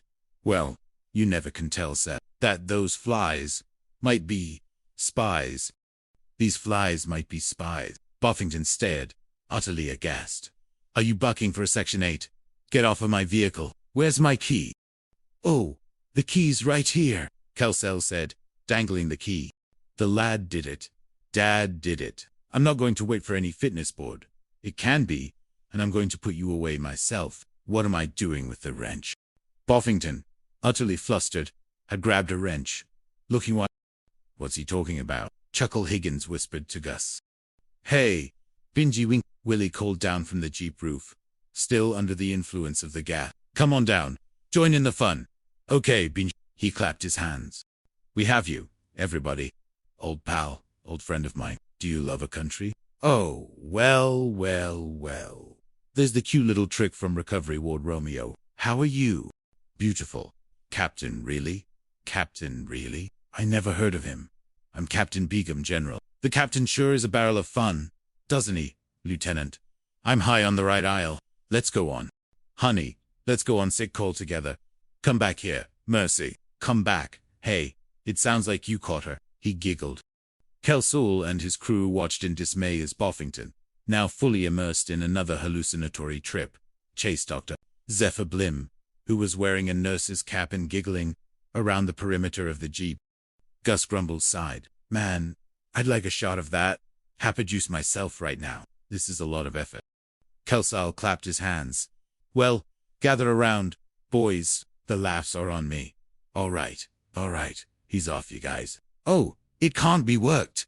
Pipkin's off the hook. Yeah, for now. But we're still not in the woods yet. Let's just hope the captain forgets all about this by the time he gets through whooping it up. Just as Kelso was giving his hopeful prognosis, Chuckle Higgins suddenly cried out, "Hey, Skip!" Brassahook. Kelso's heart leaped into his throat. Oh no. Admiral Treadwell. Admiral Augustus Treadwell. Come on, boy. Look alive. Gus, confused, asked, "You sure that's Shoemaker from the fitness board?" What? He must have left Grand Command Post before the cancellation reached him. Well, what a time for him to show up, Gus, Kelso hissed, his face draining of color. All right, you guys, come on, get lost on the double. Go on, blend into the scenery, become one with the palm trees. Well, Skip, what are you going to do? Pipkin Whiffle asked, still hovering nervously. Well, I'm going to try to keep him away from Buffington. If they ever get wise to what we pulled on old Lead Bottom, we'll all end up seamen second class. If not worse, Kelso replied grimly. Look, Gus, you get rid of that tank and stay out of sight. Now. Gus, always one to follow an order, quickly dragged the laughing gas tank into a nearby thicket. Bro, how do they care this? Stay out of your tank and get rid of your... Suddenly, Admiral Treadwell, a portly, severe-looking man in a crisp white uniform, entered the scene, flanked by his stern-faced aides. He stopped, his gaze falling upon Kelso, who stood alone, trying to look innocent amidst the chaos. Oh, no, Admiral Treadwell said. Kelso saluted crisply. Lieutenant Commander Kelso, welcome aboard, sir. A pleasure to see you, sir. Always a pleasure. Admiral Treadwell returned the salute. His eyes narrowed. Kelso, is Commodore Buffington in? Yes, sir. We're here a little sooner than expected. You see. I know, sir, Kelso replied, desperately trying to appear nonchalant. I believe you'll find Commodore Buffington inspecting the warehouse, sir. Yes, a very thorough and enthusiastic inspection, sir. Right this way. Sir, the warehouses are a true marvel of logistical efficiency. He tried to steer the Admiral away from the jeep. Admiral Treadwell paused, a slight frown on his face. Sorry to hear about your man Whiffle. The reports reached us about his impending fitness hearing. Yes, sir. Kelso jumped at the opportunity. And if it's all right with you, sir, I'd like to put in a good word for Mr. Whiffle. He's a fine executive officer, sir. A diligent, if occasionally clumsy, asset to the Navy. Admiral Treadwell merely shook his head. Well, I can't understand why you're a little early in the day to be whooping it up. What's with all the strange commotion and general air of pandemonium? Oh, well, it's a special occasion, sir, Kelso quickly improvised. You see, one of the nurses just got engaged. Yes, and they're throwing her a party and well, you know, like this, a spontaneous burst of joyful celebration. Admiral Treadwell's gaze drifted towards the sound of raucous laughter coming from the vicinity of Buffington's jeep. Now, hold on. Is it possible that Buffington is involved in this celebration? Oh, no, Sir Kelso scoffed, feigning shock. Commodore Buffington is not the kind of a man, sir, to be partying during duty hours. His dedication to duty is legendary, sir. Right here, sir. He gestured firmly towards an empty stretch of concrete. Just then, Buffington, still cackling uncontrollably and chasing Dr. Blue, burst into view, prancing wildly. Don't, Captain. Please. Well, that's Buffington. Come on, honey. Live it up. That's an order. Come on. Let's go. Follow me, my love, to the land of eternal giggles.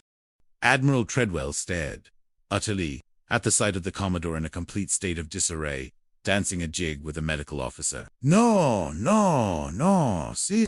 Kelso cried, realizing his efforts were futile. You don't understand. This is highly unusual behavior, sir. Well, lay it, Kelso, Admiral Treadwell sighed, rubbing his temples. It was a nice try covering up for your CO, but it didn't work. The evidence, Kelso is quite literally dancing before our eyes. Buffington, hearing the Admiral, suddenly broke free from Dr. Blim and rushed towards him, still overcome with hysterical mirth. No! Hi, Quinny Winnie. Oh, he's starting to die. Please. Hey, what are you doing up here, you stiff old fossil? He poked Admiral Treadwell in the chest. Tension. How do you use it, Admiral? Give me a smile. Admiral Treadwell, usually unflappable, reeled back in utter shock. Buffington, what in the name of the Great White Fleet is going on here? Control yourself, man. I said, Hey, Admiral! Shoot me, I said. Stay on detention. Nice. Don't you see the Admiral? You're in disgrace, Buffington. Help me now. For heaven's sake, go to your quarters. Kelsall hissed, desperately trying to pull Buffington away, but the Commodore was too far gone. Go! I'll see if she's punished, Admiral. Whether I imagine her dancing on tabletops, whether that shameful conduct is shameful. Buffington continued to prance, completely oblivious. Admiral Treadwell's face was grim. Yes, I would say so. Captain, it appears that we arrived just in the nick of time. This is a complete abomination of naval conduct. Buffington, his laughter suddenly punctuated by a fleeting spark of awareness, clapped his hands. The nick of time. Oh, the nick of time. Yes. You mean, Ensign Whiffle's fitness ball. Oh yes. You got here not a minute too soon, Admiral. Why? That man is a disgrace. He's totally unfit to be an officer. Totally unfit to be an officer. His very presence is an insult to the uniform. Admiral Treadwell stared at Buffington, a mixture of bewilderment and profound disapproval on his face. We're saying, Captain, who put that on me? I don't understand. What is this? Is this some new form of tropical fever? Commodore, one that induces sudden bouts of extreme mental instability and wild accusations. Kelsall immediately threw Buffington under the bus. Don't look at me, sir. No. Stop trying to pass the buck, Buffington. And you wanted us to pass on the fitness of one of your officers, Buffington? Treadwell demanded. Oh, yes, I do, Admiral, Buffington declared, completely serious despite his still glazing eyes.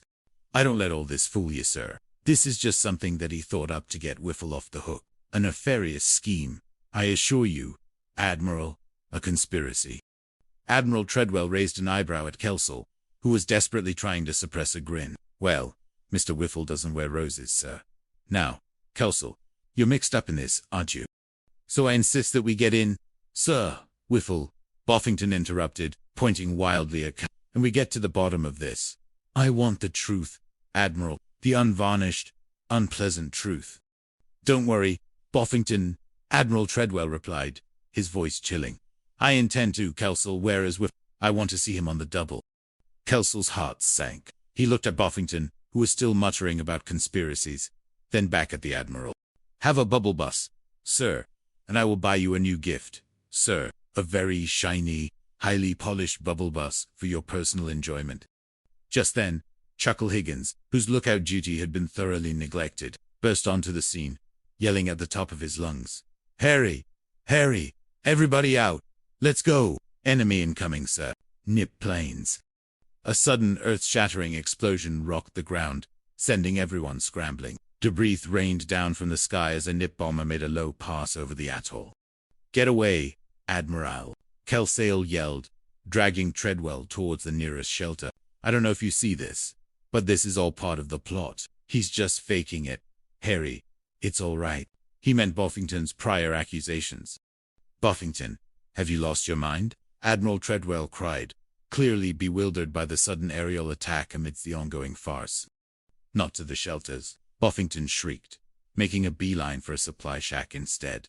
Oh, thank you, Admiral. Oh, hey, Mr. Kelsall, please, I'm over here. He was now apparently mistaking Kelsall for his lost clothes. Kelsall, however, was scanning for his executive officer. Hey, where's Mr. I don't really see him. Beats me. Skip, Gus Grumbles replied, ducking for cover. Figured he was here. Maybe you'd better have a look. See, he's like one, you know. He pointed to the top of a small, fortified bunker, where Pipkin Whiffle stood, completely exposed. Take a look, Kelsall cried, pointing. Sorry about this inconvenience, Admiral, but just as soon as this raid is over, then we can get back to the Whiffle case. Oh, I can tell you things about that nitwit you wouldn't believe. Suddenly, a massive .50 caliber machine gun, mounted atop the bunker, began to thunder, spewing tracer rounds into the sky. And at the controls, laughing hysterically, was Ensign Pipkin Whiffle, completely oblivious to the danger, and still apparently under the lingering effects of the laughing gas. "Only, Kelsel, it's Mr. Whiffle," Gus cried, pointing. "I told you, Admiral. There's something about that boob taking a walk in an air raid," Buffington shrieked, completely forgetting his own earlier accusations. "We've got to get him. He'll be massacred." Kelsal, despite the danger, couldn't help but feel a surge of pride mixed with terror. "Come on, boys. I'll lay it for you. It's bad enough. There's one man out there. You stay put, and that's an order." "But, sir, it's suicide out there," Chuckle Higgins cried. "Look at him. He seems happy about the whole thing." "That's what I keep trying to tell you, Admiral," Buffington exclaimed, now completely contradicting himself. "The man is just not normal. He's a lunatic, I tell you."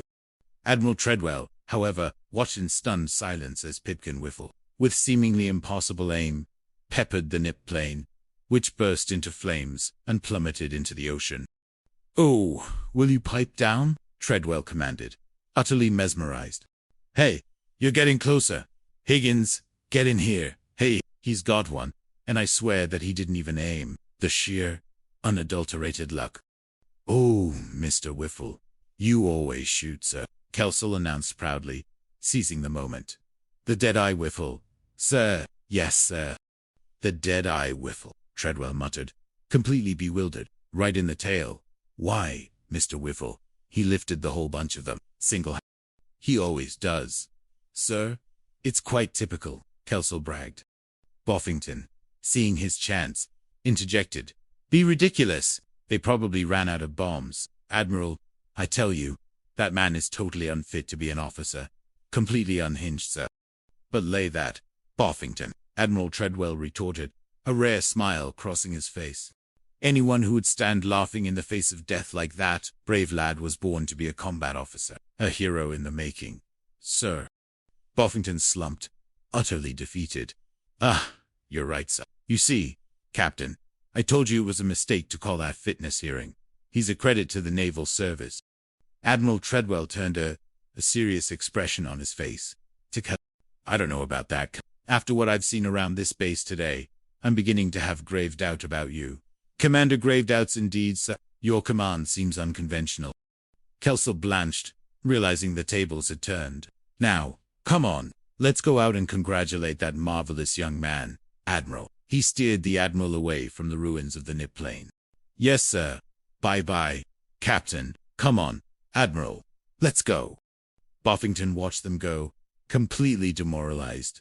"Why me? Why is it always me? The universe conspires against me with a singular, perverse efficiency." Later, amidst the cheers of his crew, Pipkin Whiffle was being lauded by Admiral Treadwell. "Mr. Whiffle, you were well. Magnificent is the only word for it. Magnificent," Admiral Treadwell declared, beaming. Pipkin, still dazed, blinked. "Magnificent. What did I do, sir? I was just having fun." He shoots down an enemy bomber all by himself, out in the open, all alone, in a major attack. And he says, "What did I do?" Treadwell looked at Kelsel astonished. "Well, Mr. Whiffle's always very modest," Sir Kelsel explained smoothly, hiding his own relief. "I shot down an enemy by myself," Pipkin repeated, a slow, dawning realization crossing his face. "Sir, Ensign Whiffle has a request." Admiral Treadwell smiled. "Request? Anything for our hero." "Yes, sir," Pipkin said. Then his eyes rolled back. "Permission to faint, sir." And with that, he collapsed. "Yes, I was saying," Sir Kelsel continued to the astonished Admiral, as Pipkin was carried away. "Ensign Whiffle's very modest. Sir," he then turned to his crew, his voice firm. "Sir, you look. I've got it, don't you? Sir, I'm not going to do this. I'll show you." "All right. I'll bring the champagne over here." Kelsel was back at his torpedo tube 73 lair, supervising the stashing of a newly acquired stash of champagne, no doubt for a celebratory purpose. Gus Grumbles looked on. "But, sir, it's no use trying to hide it. No matter where you put it, Kelsel and his gang will get it. They always do." "Sir," he spoke as if Kelsel were a completely separate entity. "Not this time, Gus. This time, I've got it. I've outsmarted those deep-water rascals," Kelsel gloated. He pulled out a small, metallic object, resembling a miniature safe. Oh, how about that, Gus? Daddy had this little piggy bank flown in from Fort Knox. Secure as a bank vault, Gus. Elroy Phibbs, ever observing, gasped. Oh, that's very clever. Oh, I mean, sir, Shut up, Phibbs. Don't you dare even listen to these clicks. Yes, sir. My ears are sealed, sir. Kelsel snapped, then turned back to Gus. All right, good. All right. Unsealed what, sir? Sir. Yes, that is brilliant. Sir, that's it. How much do you think it will hold? Gus, taking the safe, started to carefully stack the champagne bottles inside. I don't know. Just hand me the bottle. Just hand me the bottle. There we go. There's one. There. 2, 3. Hey, how about that? I only got mystic stuff. That's it. 12 bottles of champagne. Stolen from underneath my very nose. Kelsel clenched his fist. I tell you, Gus, we've got to do something about Kelsel and receive somehow. We've got to get he trailed off. Distracted by his own crew, who were perpetually causing problems. Yes, sir. Sir, if you please excuse me, I do have to get over to the post office. Kelso blinked. What for? Why? Elroy Phibbs, looking unusually excited, presented a wad of bills. Well, sir, I just received 3 months back pay. And look, it's all in brand new $100 bills, freshly printed, sir. Brand new $100 bills. Kelso snatched the money. Yes, sir. And I'm sending it home. And my mother is going to take the Elroy. You have just saved the day, boy. I don't know how I'm ever going to thank you for this. Elroy, beaming, puffed out his chest. Oh, well, sir. Why? With this money's bait, we can really trap Kel. It's the perfect lure. Elroy Phibbs, hearing Kelsel's suggestion about bait, looked genuinely distressed. Oh, with my money, sir. You don't understand, sir. This is my money. It's for my future. Kelsal, however, was already deep in thought, plotting his latest scheme. Oh, wait a minute. Sure, why not? Phibbs, sir, you just let go. Every time we nearly trap Kelsal and his 40 thieves, they either eat or they drink the evidence. But this time, then we can mark these bills, put them in a wallet, and let them swipe them. We've got them. Phibbs, this is foolproof. Elroy's eyes welled up. But, sir, you don't seem to understand. You see, I'm engaged with a little girl back home, and this is my dowry money, my hopes, my dreams, my little bungalow by the sea. And, sir... Oh, thank you, sir. Kelsel cut him off, pretending to return the money. I knew you'd get it back. Phibbs. Okay. You ain't even thinking getting married at a time like this. Are you? It's a war. Man. He pulled the money back. Well, you sit down there. You sit down there and write down these serial numbers as I give them to you. Phibbs. Now, I am going to get Kelsel, if it takes every cent you've got. Kelsel was, of course, referring to his own alter ego, the unruly PT boat commander. Ili novi menestres menos novi. Ili novi menestres menos novi. Elroy Phibbs, thoroughly demoralized, began to write, his hand trembling, watching his entire future evaporate before his eyes, reduced to a series of numbers that would serve as bait for Kelsel's latest convoluted plan. Meanwhile, Commander Kelsel and his crew, still operating under the shadow of the no-returned Commodore Boffington, were searching for a suitable hideaway for their recently acquired champagne. Hey, you guys, this looks like a good spot right here, Gus Grumbles whispered, gesturing towards a dense patch of mangroves along the shore. Nice and secluded. Skipper? Yeah, it's fun. Willie the Whale Wiggins agreed. Hey, let's move it in, boys.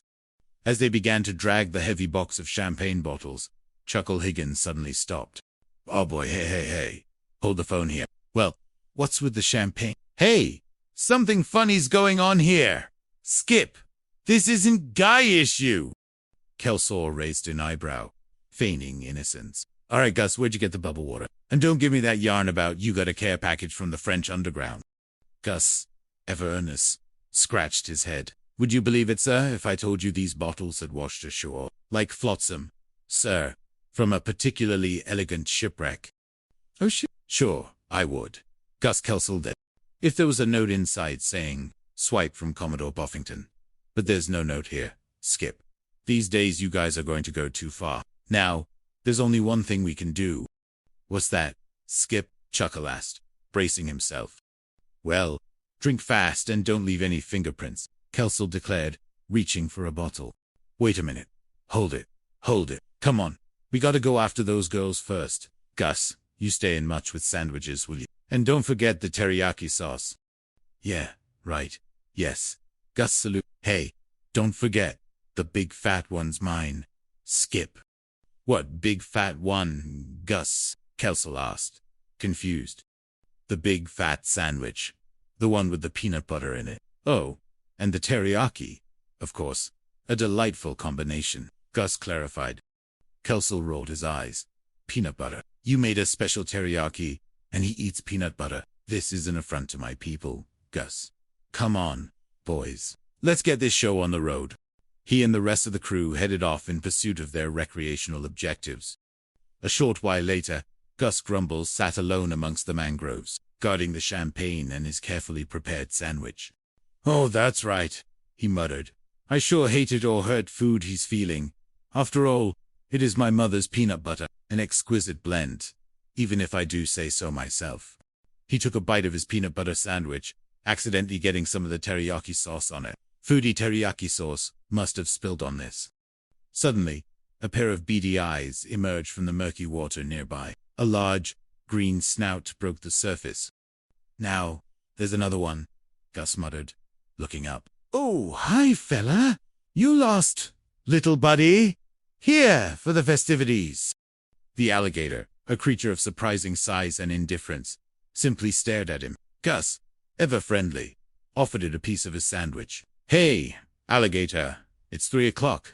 It's skipper time. Oh, never mind. I'm talking nonsense. The alligator slowly lumbered out of the water, its massive jaws opening and closing lazily. Suddenly, the alligator lunged, snapping at Gus's hand. All right, Skipper.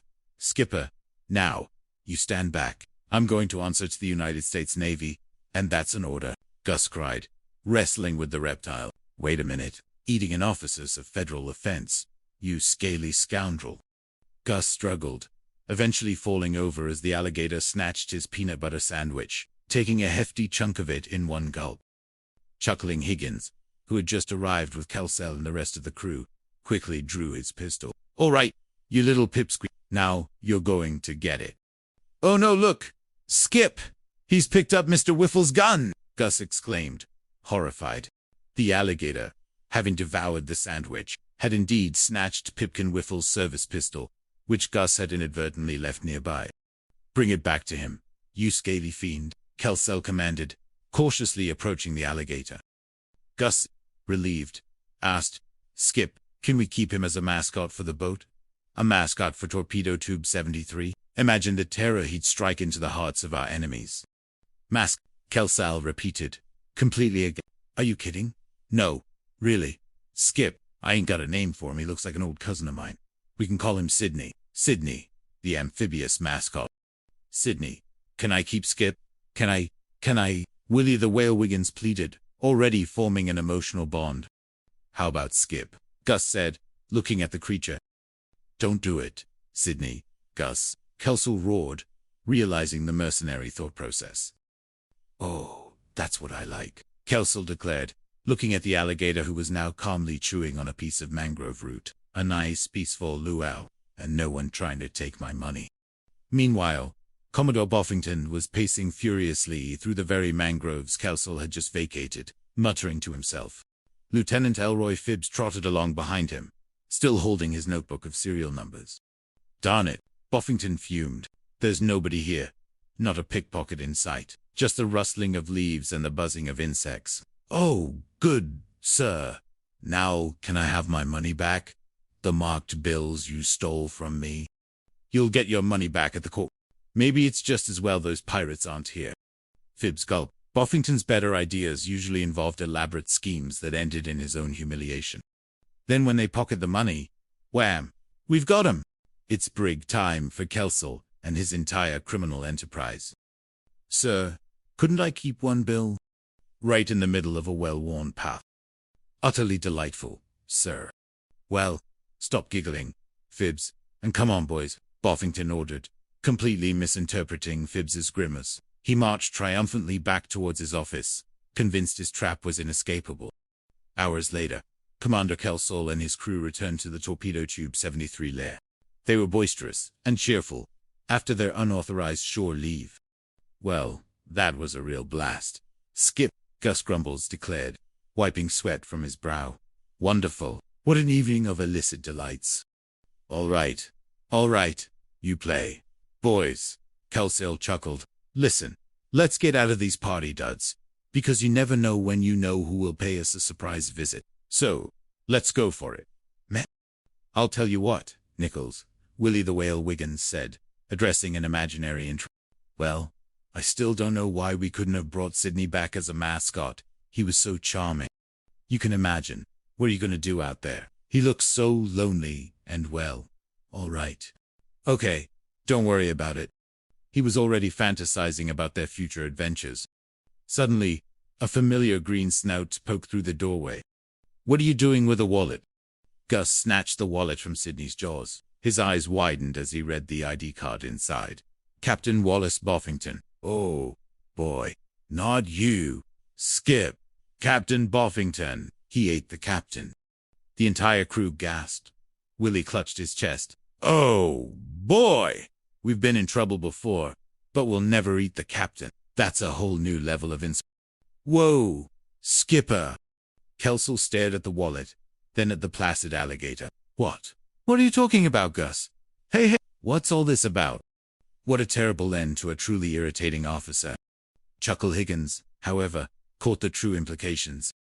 Kelsall, despite the absurdity, immediately saw the monumental trouble this presented.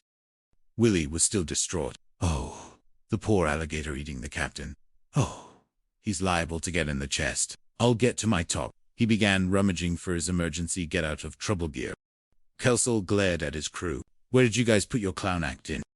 Now, if you don't believe me, Skip, asked Sidney. Gus insisted, pointing to the alligator, who blinked innocently. He's in my shack, right now. Well, then, come on. Let's go. Let's find out what this is all about. Quickly, before Boffington's supposed ghost appears, Kelsall ordered, herding his crew out of the lair. Moments later, a furious Commodore Boffington, very much alive and well, stormed into Gus Grumble's shack, flanked by Lieutenant Elroy Phibbs and 2 burly shore patrol guards. All right, children, praise, Boffington barked, seeing Kelsall and his crew gathered around Sidney. Captain Boffington, and contrary to your crocodilandos delusions, Sidney didn't eat the captain. You fools! Gus Grumbles slumped, disappointed. Darn it, I knew it was too good to be true. No glorious act of animal justice, it seems. Kelsall, however, seeing Boffington alive, felt a surge of genuine, if wary, relief. Boy, am I glad to see you, Commodore. We were terribly concerned for your well-being, sir. Almost inconsolable. Yeah, I'll bet you are, Boffington snarled, brandishing the marked wallet and his ID card. You're all under arrest for grand larceny. I'll take that. He snatched the ID card from Gus. I said, I'll take that. You criminal. You said freeze. Come here. I can know that. You governor. Resisting arrest, Kelsall and his band of Kelsall, feigning innocence, saluted. Well, sir, now, if we're under arrest, would you mind telling us what for, sir? What egregious naval crime have we committed now? Kelsall, the irrefutable evidence of your criminal enterprise. He held up the wallet. All right, who's got the wallet? Yes, and the money. Where's the money, sir? He pointed at Gus. You stand by with the serial numbers of those bills, sir? Boffington beamed. Serial numbers, Phibbs. That's right. I really got you this time with the evidence. The incontrovertible, numbered evidence. Now, which one of these thieves has my wallet? Confess, you scoundrels. Gus, however, pointed at Sidney. Well, none of them have it, sir. I hate to say this, but Sidney stole it, sir. He took it right from the path, sir. Boffington stared, utterly incredulous. Sidney, what is that? A code name for Kelsall. Is this some new form of criminal argot? Gus, Ernest, defended his reptilian friend. No, sir. Sidney's an alligator. Sir, I hope you go easy on him. I'm sure he didn't know what he was doing, sir. He just likes peanut butter. Stop pleading for mercy, Gus. Boffington barked, turning to Phibbs. I hope you're taking every word of this down. Phibbs, every word of this preposterous, alligator-fueled lie. Every word, sir, Elroy Phibbs replied, dutifully writing. An alligator. Yes, sir. Allied. Hope you don't believe me. Gus continued.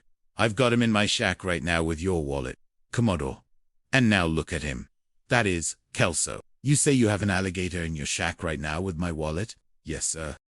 Boffington paused, a strange glint entering his eyes. An alligator. A live alligator. This was too good an opportunity to pass up. Oh, I'd love to see him inside.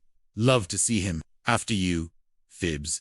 Get your eyes on them. If they make them, oh, shoot to kill. He winked at the shore patrol. Yeah, me too, Commodore. They entered Gus's shack. Sidney, however, was nowhere to be found. He's not in there, sir, Gus cried, panicking. He's not, huh? Well, we've looked everywhere. Where is Sidney? I don't understand it, sir. He was here a minute ago, and he had your wallet. I swear on my mother's peanut butter. Oh, well, you shouldn't have done that, boy. You see, there was $900 in that wallet. Gus, you should never leave an alligator alone with all that money. You never know when he's liable to go downtown and buy himself a swamp, a speedboat, and a small island of his own. But it's the truth, Captain Kelsill insisted. Boffington, ignoring the absurdity, turned to Kelsill with a triumphant smirk. Well, does he? He loves his mother's peanut butter, does he? Well, as long as you've explained all that, Kelsill, you're under arrest for grand larceny, the thief of my personal belongings.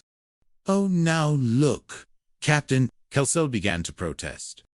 You knock it off, Kelsill. You're lucky you're getting out of this with just charges, you pirate. You're lucky I was the only one I caught with my ID card, and I've got witnesses. Boys, come in here. Boffington barked at the shore patrol. Kelsill desperately looked at the crew. But, Captain, he did not steal your wallet, sir. It was the alligator. Boffington laughed, a harsh, dismissive sound. I'll tell you what you do. Why didn't you bring Sidney to the trial? Maybe we can put him on the stand as a witness. That is, if you can get him to raise his right claw and take the oath. He watched, amused, as Kelsill was escorted away. Well, I'm telling you, I'm innocent, sir, Kelsill protested, still clinging to his dignity. Yes, and besides that, Mr. Whiffle has his rights. Well, you tell that to the judge advocate, Boffington retorted. Take him away. Phibbs, you find Sidney. He'll clear me of this absurd counter-accusation. The court-martial for Kelsill was rapidly approaching, and Sidney was their only hope. Fleet anyone named Sidney. Willie, the whale Wiggins, shouted, searching through the bushes. There's Sidney. Where's Sidney? Yeah, with alligator in sight. How about you guys? Nothing. The closest we got was a turtle named Sam, and he just bit my finger. Kelsill, still under guard, pleaded. All right, cut out the funny stuff, will you? The only way we can save Mr. Whiffle is to find Sidney, and hope he's still got that wallet with him. So, come on, boys. Let's spread out and keep looking. Nothing. Old Lead Bottom's got Mr. Whiffle right where he wants him, caught in his dastardly trap.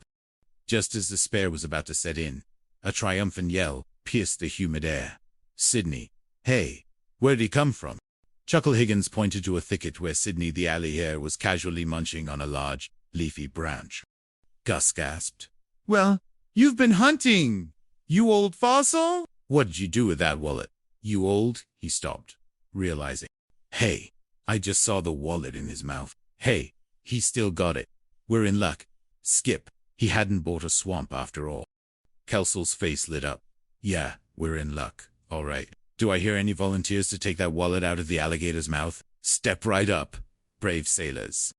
A nervous silence fell over the crew. Yeah, that's what I figured, Kelsill muttered, seeing no hands raised. Well, we've got to get that wallet to the court. All right, I'll give it a go, men. For justice, for Whiffle. He approached Sidney cautiously. Just roll the mouth. Open the mouth. Hey, where else? What's he gonna call me, Lefty? Kelsill pulled back his hand just as Sidney snapped. Gus sighed. Well, it's not gonna work. Skip, the only one who let him come close to him is Mr. Whiff. He's the peanut butter master. We could never spring him. All right, We can't get him over here, so there's only one other thing to do. At the makeshift court-martial, Commodore Buffington, a smug smirk plastered on his face, was addressing the tribunal. Ensign Pipkin Whiffle, looking distraught, stood beside Kelsall, who was acting as his defense attorney. And before I'm finished, I intend to prove to this court that my wallet was stuffed, Buffington declared pompously. My wallet containing 9 brand new, crisp $100 bills. And I intend to prove to you that it was stolen by this deceit ball. This thieving ensign. He jabbed a finger at Whiff. Kelsall immediately interjected. I object, sir. Buffington scoffed. You can't object, Kelsall. You're only an incident. You're a crooked one. The presiding officer, a stone-faced admiral, pounded his gavel. Kelsall, seizing the moment, replied, Well, I demand a mistrial, sir, on grounds of temporary insanity. The admiral raised an eyebrow. Temporary insanity. Elaborate. Yes, sir, Kelsall declared. The alligator who stole Commodore Buffington's wallet was crazy about my mother's peanut butter, a clear sign of abnormal behavior in a cold-blooded reptile. Order in the court, the admiral thundered, struggling to contain his amusement. Buffington rose, enraged. Sir, this is the most ridiculous thing I've ever do. I have to stand here and put up with this unmitigated drivel. Just a moment. Just a moment. Commodore, the admiral interjected. Buffington, you'll have ample chance to present your side of the story, after all the charges have been presented. Request denied. Sit down. Commodore. Captain, proceed. Buffington, fuming, sat down. Thank you. Now, as I was saying before, I was so rudely interrupted. I intend to prove. I object, Kelsall cried again, cutting him off. What's your objection this time, Kel? The admiral sighed. Yes. Come on, Kelsall yelped, suddenly jumping up and down. Chaos erupted as Sidney the alligator, dragged in by Gus Grumbles and Willie the Whale Wiggins, made an unceremonious entrance into the courtroom, stomping on Kelsall's foot. Order, order in the court, the admiral shouted, pounding his gavel repeatedly. Come on, sir. Come on, boy. That's it. Follow the nice piece of peanut butter sandwich. Sidney, come on, boy, Gus urged, trying to control the large reptile. Buffington shrieked. Don't let him get in there. Now, he'll swallow the wallet. Stop him. I'm trying, sir, Gus cried, wrestling with Sidney. Kelsall, still hopping on one foot, turned to the alligator. Pipkin Whiffle, his face pale, protested. Well, I had the ID card, but I didn't have the wallet, sir. I'm trying to tell you, the alligator brought me the wallet. He delivered it like a loyal, scaly courier. Buffington, beside himself, slammed his fist on the table. Would you please, Your Honor, tell this stupid ensign to stop with this stupid story about this stupid alligator. It's an insult to my intelligence. Kelsall, however, was quick to defend his witness. Oh, now we've got an alligator with an unhappy childhood, Kelsall, Buffington roared. I demand, Your Honor, that you tell him to shut up with his ridiculous dribble and answer my question. Kelsall stood firm. Not until you apologize to Sidney. You cannot insult a key witness, sir. Buffington, almost apoplectic, spat. I am not going to let any stupid ensign tell me to apologize to some stupid alligator. Never. Not as long as I draw breath. Just then, a voice from the back of the court boomed. Stings and stones may break my bones, but names will never hurt you. It was Mike Bell, Kelsall's crewman, entering with the champagne. Yes, stuff will. He pointed at Buffington. You better pour it on. Skip, that court-martial's started already. Ha! Give us everything you got. Got it down to the floor. Boy, it's nasty. Yeah, see you later, alligator. Hold on. Higgins. Stall it. Boy, we're almost there. Buffington was now addressing Kelsall directly, completely ignoring the alligator. Now then, you stated that your name was Captain Wallace Buffington. But can you prove it, Kelsall? He was trying to catch Kelsall off guard. Can I prove it? Kelsall scoffed, exasperated. You pea-brain, do you know I have to put up with this nonsense? Any nitwit would know who I am. He pointed to his hat, which, in the scramble, had been replaced with one belonging to Lieutenant Elroy Phibbs. Why, does it say my hat right there? What does it say? The admiral peered closely. Lieutenant Elroy Phibbs, he read. He snatched the hat from his head, throwing it back to Phibbs. He then pointed to Buffington's hat, which was still, inexplicably, resting on Sidney's head. The admiral read from Sidney's head. Captain all right, now you're satisfied. Well, I think we need more than circumstantial evidence, Kelsow retorted, seeing Buffington fuming. Do you have a driver's license, Buffington? A social security card? Anything that undeniably identifies you, sir? This is an anachronism. This whole thing is an perfectly obvious to me, Kelso. You're just stalling, because the man is guilty. A proven criminal, I tell you. I'm not. Kelso cried, dodging Buffington, who was now trying to wrestle with Sidney. I don't want you to stop it. Stop it. This isn't court-martial.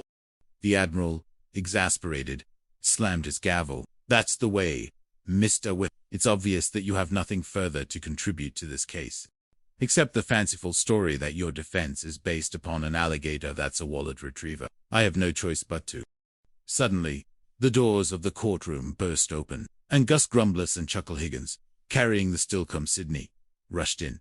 What's going on back there? I'm sorry to interrupt the proceeding, sir, Gus announced loudly, completely out of breath, but we're here with some new evidence. On behalf of our defendant, Ensign Pipkin Whip, may we have your permission to come forward and present it, sir? Buffington, horrified, screamed, No, Kelso, you'll get out of here. This is an outrage. The admiral, however, was intrigued. Captain Buffington, I'm in charge here. Well, I'm sorry, sir. It's just that I'm trying to protect you. Because Kelso, you see, you don't know him as well as I do. He's probably, I'll decide whether or not this is a trick. After all, we're all here for the same purpose, aren't we? To see that justice is served. Oh, yes, sir. That's why I want to warn you. Kelso, bring in your evidence. Kelso beamed. Thank you, sir. Okay, boys, bring in the key witness for the defense. Sidney, step forward. Gus and Chuckle, with great effort, hoisted Sidney, who seemed remarkably placid, onto a small table in front of the admiral. Buffington, utterly apoplectic, shrieked, Kelso, this is an outrage. You'll get that monster out of here, this instant. He's a danger to naval order. Oh, now, sir, is that any way to talk about our key witness, sir? Kelso asked, feigning offense. Order in the court, the admiral roared, pounding his gavel as Sidney emitted a low rumble. Boy, am I glad to see you, Sidney, Kelso said, patting the alligator's head. Glad to hear the things he's been saying about you, Captain. Horrible things, sir. Buffington spluttered. I said a thing about you, Sidney. Kelso, get him out of here. Shoot him. The brute is threatening the very foundations of jurisprudence. Kelso smiled sweetly. Sir, Kelso. No. The alligator order in the court. Kelso, get that alligator out of here, I said, the admiral commanded, struggling to regain control. Sir, you said we could present our evidence. And besides, Sidney won't hurt anybody, sir. They have a unique bond, sir, Kelso insisted. Buffington glared. I demand you get that beast out of here. He's a wild animal, not a legal aid. Not until we present our evidence, Sir Kelso retorted. Chuckle Higgins, with a deft move, produced the wallet from Sidney's mouth. Chuck, that wallet is in Sidney's mouth. It is. Oh boy, am I proud of you, Sidney. I knew he could trust you. He decided to go straight. Sir, a reformed reptile. Buffington looked around, bewildered. Say, what is this? A naval base, or a zoo? Somebody shoot him, I say. Order in the courts, the admiral bellowed. Kelso, you'll all have to produce the evidence, or clear the court. Now. Oh, yes, sir, Kelso replied. Chuckle, open up. Come on, boy. Here it is. He presented the wallet to the admiral. Here you are, sir. Yes, he's his wallet. Exhibit A for the defense. Undeniable proof. Sir. Buffington's jaw dropped. This is not my wallet. He's lying. I tell you, it's a trick. Wait, Captain. He's got your initials on it, sir. Right there. W. Kelso pointed out the embroidered initials. I don't care about that. This whole thing is a Buffington shrieked. They planted a phony wallet on a poor, unsuspecting alligator. Just to confuse this court. This is a conspiracy of monumental proportions. Kelso, however, produced a neatly written sheet from his pocket. Well, now, wait a minute. Sir, wait a minute. Well, look here, sir. This is your wallet. He then presented the list to the admiral. And said, here's my brand new 9 crisp $100 bills. Sir, your money. Lieutenant Phibbs. Are you sure, Lieutenant? Elroy Phibbs, looking profoundly relieved, stepped forward. Oh, I'm absolutely certain, sir. You see, when Captain Buffington set this trap for Commander Kelsill, he marked my back pay, sir. It's all here, Admiral, my hard-earned money. The Admiral looked at the list of serial numbers, then at the marked bills in the wallet, then at a now furious Buffington. He sighed, a weary but decisive sound. Your Honor, I drop all charges against Ensign Pip. Buffington collapsed into his chair. Aha! So that's the way the cookie crumbles, Admiral. It was a trap. I told you. They framed me. Admiral Treadwell slammed his gavel. All right. Who is trying to frame who? Captain, this court finds Commodore Wallace, Buffington III guilty of attempted framing, gross misuse of naval personnel, and, well, general unsuitability for command.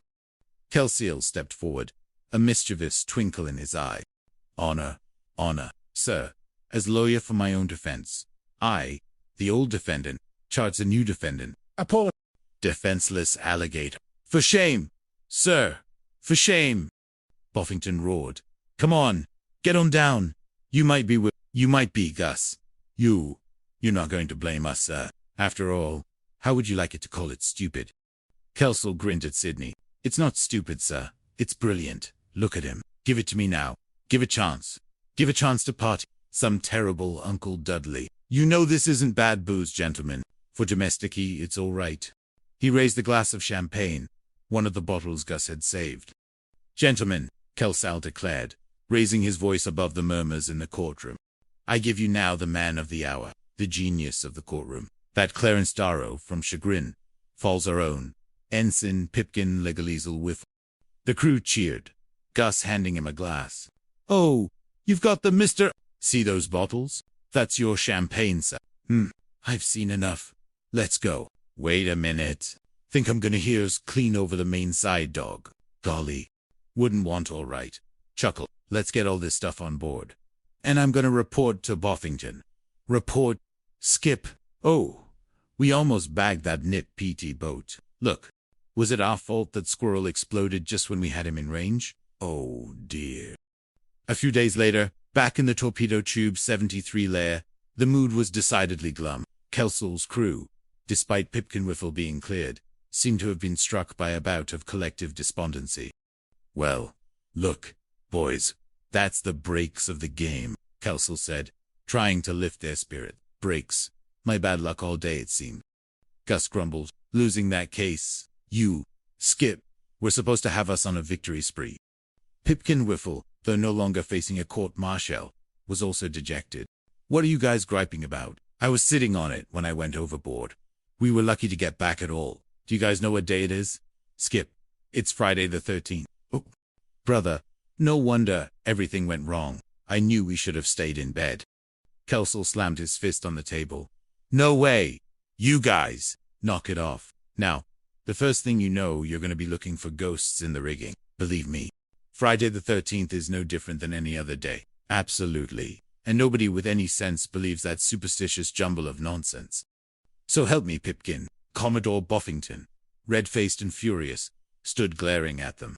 If it's the last thing I ever do, I'll see that you'll get 10 years in the brig for every bone that you broke, and every rule that you flaunted. Kelsill quickly stepped forward. How well we're not whether to sit down. Captain, you're all on edge, sir. Don't you try and soft-soap me, sir. Sir, Mr. Whiffle didn't mean any harm. Sir, you see, the fellas were all superstitious. And all he was trying to do is to prevent a black cat from jumping on the 73. So that's all. Yeah, that's right. You know, like black cat is 7 years bad luck. And you multiply that by Friday the 13th. And I've resent me some. Buffington glared. Don't you worry about your bad leg cut or any obscure naval career that stretches out before you like Long John Silver. I've never explained the excuses for an attack on a superior officer in my life. How stupid do they think I am? Kelsill pressed on. Well, Surrogates, I was really going to say that you know that sailors have always been superstitious. Sir, you know how they believe in things like ill omens and jinxed ships, and then that's your big mouth. And you'll keep it shut defending those pirates to me, sir. Oh, I mean, They're just following ancient nautical traditions. Buffington, intrigued, raised a hand. Oh, wait a minute. How did you say? Repeat what you just said? Come on. You are superstitious. All right. And you were on what you thought was a jinxed ship in combat waters. What would you do, sir? Kelsel's eyes widened. A new plan formed in his mind. I'd be begging my CEO for a transfer to anywhere else. Sir, to the furthest, most remote, most utterly unappealing assignment imaginable. Buffington's face lit up with a truly terrifying glee. What a brilliant idea, Kelso. That's absolutely brilliant. We make them think that the Torpedo Tube 73 boat is a floating coffin, a harbinger of doom. He spun around, leaving Kelso and his crew stunned. What are you doing to our boat, Torpedo Tube 13? That doesn't tell us. Dismiss. He stomped out of the lair. Kelso's crew, however, immediately converged on him. All right, Skip. What's the idea of putting that number on our boat? Yeah, we're the 73, not the Come on, start talking, Skip, or you'll have a little disaster right here. Kelso, realizing Buffington had stumbled onto something he hadn't intended, frowned. All right, all the gory details are right here in this report. Boys. He pulled out a crumpled, ancient-looking document. Nothing, sir, nothing. I told you. Just change the number on their boat, and keep your big fat mouth shut. He had been trying to hide the truth. Just then, Buffington returned, snatched the report from Kelso's hand. Wait a minute, Kelso. Captain, if there's something in that letter we should know about, I will decide what you should know about around here. But that's a quiet. You take that letter back to my office and you file it. Then you meet me. This is my shack for inventory. Move. Hoo-bah. Hoo-bah. The same goes for you and your pirates. You take the Torpedo Tube 13 boat, and you move. Move. Move. Now. Buffington stormed off again, leaving Kelso and his crew to stare at the old, faded report. Now, Captain, what's going on? Gus Grumbles asked nervously. There's something about all this. It just doesn't smell kosher to me. A jinxed boat. Our sentiments exactly. Skip. Chuckle Higgins agreed. And there's only one way to find out. He grabbed the report. There you go. Skip, stick it. It was easy as far. When I excuse man. Kelso snatched the report back. Big, it says here. She really was commissioned Torpedo Tube. Oh, no. On her first day out, the whole crew was drowned. The main drowned. That says right here. They were blown up when the gas tanks exploded. That was the second crew. I'll see it says she lost to crews. Look at all the accidents she had. They never could find out why. No wonder she's been a floating Jonah, a jinx. Guys, we're living on board time. A cursed vessel. Oh, come on, you calamity hounds. Knock it off, Kelso roared, slamming the report down. Torpedo Tube 73 or 13. She's still the same boat. She's been mighty good to us. I'll put this letter back in the files and forget it. You read me? Forget it. Forget it. Skip. No buts about it. And the next guy who opens up his yap about jinxes or Jonah's answers to me, understand, move it. A few days later, Commodore Buffington was back in his office, gleefully plotting Kelsol's permanent removal. Lieutenant Elroy Phibbs, now thoroughly traumatized by recent events, watched him nervously. Too bad, sir. It'll never work as long as Commander Kelsel is around. Phibbs ventured cautiously. He's a slippery eel, sir. He is not going to be around you nimini, Buffington snapped, rubbing his hands together. We're ready for Phase 2. Phibbs, I'm sending him up to Grand Command Post as a special courier tonight, so good riddance. And while the cat's away, we'll lower the boom on the rats. Phibbs, a swift and decisive blow. Just then, Ensign Pipkin Whiffle, ever enthusiastic, bounced in. Oh, it's you, Mr. Whiffle. Hey, you guys, did you see that funny noise down to the boat? Kelsel, having heard the conversation from outside the office, quickly interjected. No, I didn't hear anything. Pip, come on, Mr. Whiffle. We got enough problems as it is without you starting to imagine things. Why don't you go back to sleep? Suddenly, a low, throbbing sound echoed from the pier. What was that like to send me through? Pippin asked, bewildered. You mean the third in?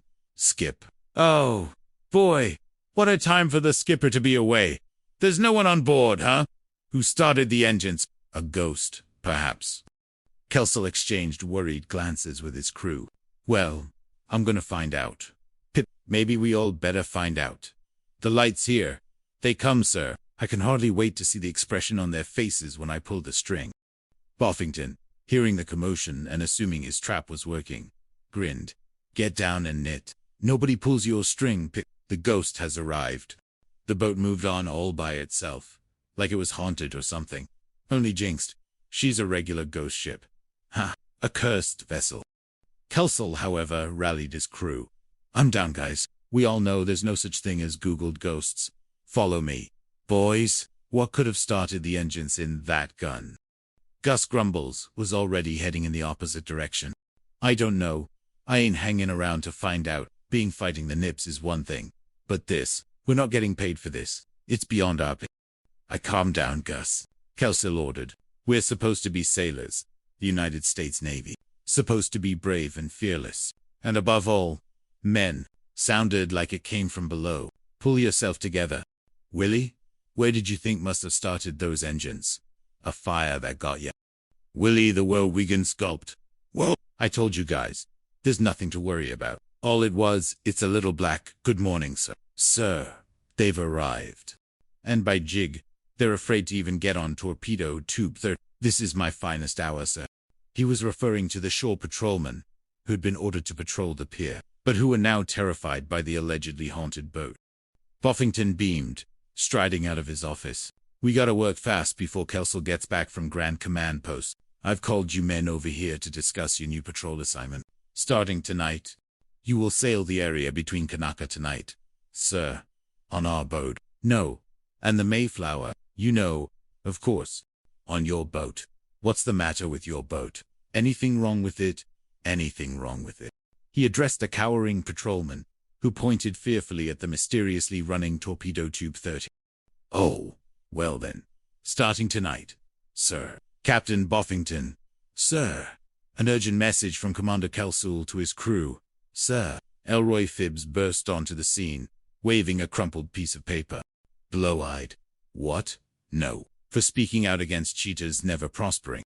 I can't stand a scientist-confirmed history of torpedo tube 13. Stay off boat at all costs. Advise you put in for immediate transfer to Grand Command Post for reassignment. We'll meet you there. Boys. Ha ha. How about that? Skip. Just in the nick of time. Elroy read, triumphantly, completely misinterpreting the situation. Kelsall, hidden nearby, grinned. Yeah, that's everyone that has the whammy on. Yeah, but he skipped.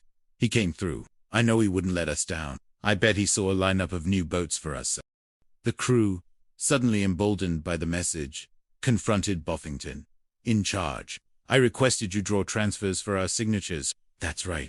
Transfers. Commodore. He wants one too. So, they pointed to the shore patrolman. Buffington looked bewildered. Yes, Kelsall just dropped me off. But what were you guys doing over with Buffington for so long? What nonsense are you spouting? Don't worry about it. Thanks, Skip. Gus grumbled, called out, completely misunderstanding. We got your message. We took care of everything. Yep. The little old transfers are all signed and ready to go. A glorious mass exodus. Buffington's jaw dropped. What's all signed? The transfers. So we can ship up to Grand Command Post. Hey, Skip. What's our new boat look like? You fools. What are you guys talking about? We're not getting any new boats. I never sent any message. You idiots. Kelsall stepped out of the shadows, a smug look on his face. You didn't, sir. Oh, what a surprise. Yeah, we saw it in black and white, sir. The official communication. Buffington sputtered, furious. Oh, yeah. Like you saw that funny report from Washington. I checked it out. Kelsall, there never was a torpedo tube 30. Buffington made up that whole jinxed boat routine. You imbeciles. You gullible fools. And we fell for it, didn't we? Kelsall smiled sweetly. And the boat's not jinxed. You lied to your loyal, impressionable crew, sir. Oh dear. Buffington roared. Well, you've made suckers out of us. Listen, once those transfer papers reach Grand Command Post, we're dead. Dead. And you, I want a battle-heady catty night. But if you had a can of spoiled sea rations, what do you propose we do, Kelsall, since you're such a mastermind of manipulation? Kelsall, however, remained calm. We're not going to give up yet, boys. What we've got to do is to get those transfers back from Buffington. We've got to now. Wait a minute. Wait, just a level of a minute here. He thought for a moment, a new plan forming. Well, now look, old lead bottom got us into this mess by saying that the 73 was jinxed, right? Yeah, well then, if he wants to play dirty pool, so can we. Pipkin Whiffle, bewildered, shook his head. Oh, Skip, my mother won't let me play pool. She says, it's a game for who could make a dirty pig, a most unbecoming activity for an officer. Kelsall ignored him, a wicked grin spreading across his face. He quickly penned several requests, 7 requests for transfer. The end of Kelsall's reign. Mum, sir, I bow to your genius.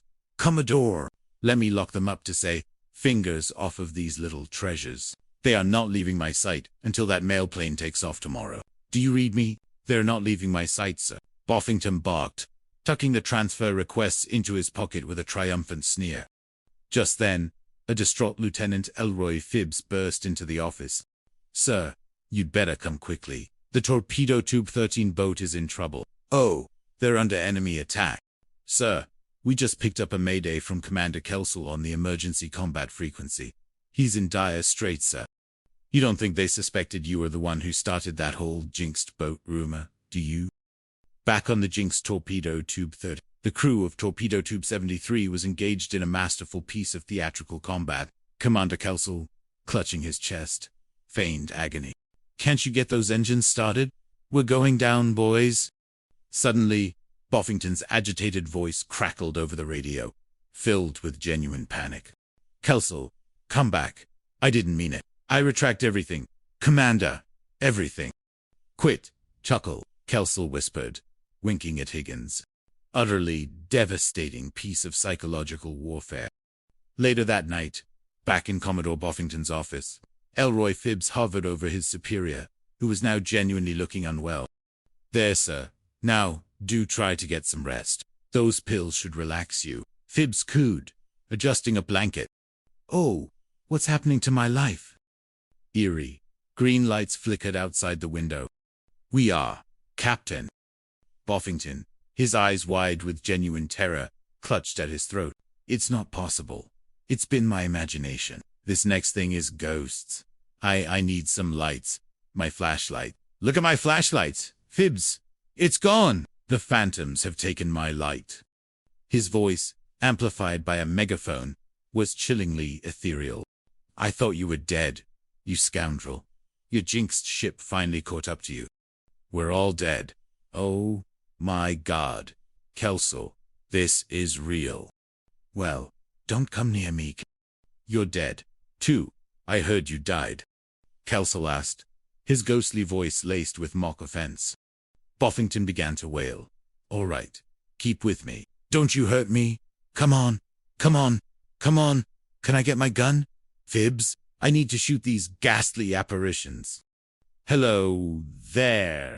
But the afterlife is worse for those who mistreat their crew. No, I don't, Boffington cried, pointing a trembling finger. It's against regulations. I'm a superior officer. You can't attack me in the afterlife. Kelsall, seizing the moment, advanced on Bob. You know, maybe he's got something there still. Wally, what happened? You've got something we want, Boffington. Hold on. I want anything. I want the transfers, Wally. Yeah, Wally, we need them for our records. Who vanished into thin air, their laughter echoing eerily through the office. Moments later, Commander Kelsall and his crew, now divested of their ghostly costumes, were on their way to the mail plane, the retrieved transfers clutched in Kelsall's hand. Okay, Kelsall, up to Daisy. Go on. Skip, Kelsall, watch what you're doing. Pipkin Whiffle, confused, exclaimed as Kelsall climbed aboard the waiting plane. Kelsall yelled back, laughing. Oh, I'm just waiting to get cleared by the control tower. Captain, pretty busy up there, you know? Stand back, Kelsall called down, enjoying Boffington's rage. Angel 13, a tower ready for takeoff. Take off. Angels, how have you? Gods, my pleasure. Boffington raged, shaking his fist. He's one of the most dastardly plots that you've ever tell him about it. And how easy does it, Captain? Easy does a bunch of cutthroats trying to scare me into the transfers. Take him up. I've got the signatures ready. Kelsall shouted from the departing plane. Buffington screamed. Wait. Don't wait to watch your language, sir. There's an angel present. Oh, he glared at Kelsel, who merely waved from the plane. That's okay. Willie Kelsel called down. This isn't a football rally. Kelsel called down, his voice clear even from a distance. Yes, sir. But remember our deal, sir. Buffington, defeated, clenched his fists. You blackmailing villains. All right, Kelsel, you win this round, but so help me. One of these days, I'm getting his top out of my sight before I have you all arrested for loitering. As they debarked, Gus Grumbles nudged Kelsel. You go right ahead. We'll understand. We'll be right back, Kelsel. Kelsel merely grinned, his crew following him, already planning their next scheme. I should have never let you talk me into this, Gus. Yet Cleary borrowed commander's uniform. You already agreed. Pipkin sighed, straightening the ill-fitting gold braid on his sleeves. I should have such problems, Gus. Where were we? Gus commanded, eager to get the shot. You know his temper. Gus chuckled, unconcerned. That's 6-0 miles away. The skipper's over on Galleon Gap. That's 3 miles away. Pipkin sighed, defeated. Boy, babe. See, wait up for your commander, he mumbled to an imaginary Penelope. All right, now watch the birdie and smile. Gus snapped the photo. Hey, Gus, where'd you go? Pipkin exclaimed, seeing a blurry image. There, you moved. Boy, now look what you did. You're all out of focus. You look short, fat, and funny. Gus, you look like a drunken leprechaun. He tried to pull Pipkin out of the commander's uniform. Commodore Buffington, a vision of enraged authority, stormed in. Excuse me! Excuse me! Kelsel, you're sad. He tried to siskabob his commanding officer. Remember, now he's the dust captain. Remember, control your temper, sir. Buffington was still ranting about past grievances. Pipkin Whiffle, caught in the uniform, managed a nervous, forced smile. Yeah, smile. Say cheese, Commodore. Buffington's eyes bulged. Oh, cheese. You will. Oh, man. This is murder. They've been in there with old Leadbotter for over an hour now. The rest of the crew, having heard the commotion, quickly assembled. I thought he looked better with singed eyebrows. Gus Grumbles, however, knew the true peril. You had to write your girl a commander. Well, as you don't understand, Gus, I'm in love. You have to exaggerate your station to capture the heart of a maiden. A large transport plane, bearing the insignia of the USO, landed on the runway. Look at those dolls. Willie, the whale Wiggins's eyes lit up. Well, we men, stand aside at showtime. Boys, hold it. Hold it. I don't believe it. It's impossible. Gus Grumbled gasped, his face pulling. I can't stand it, Pipkin. That's one of the middle. That's my girlfriend, Penelope. Penelope. Penelope Pumpernickel, here, on Coral Key. Pipkin Whiffle, utterly bewildered, asked. Penelope, I thought she was hoofing it in the States. What's she doing here? She thinks I'm a commander. Kelsel quickly assessed the situation. What are you going to do, Gus? Why didn't you have me go out there and grab her? This is a big break, right?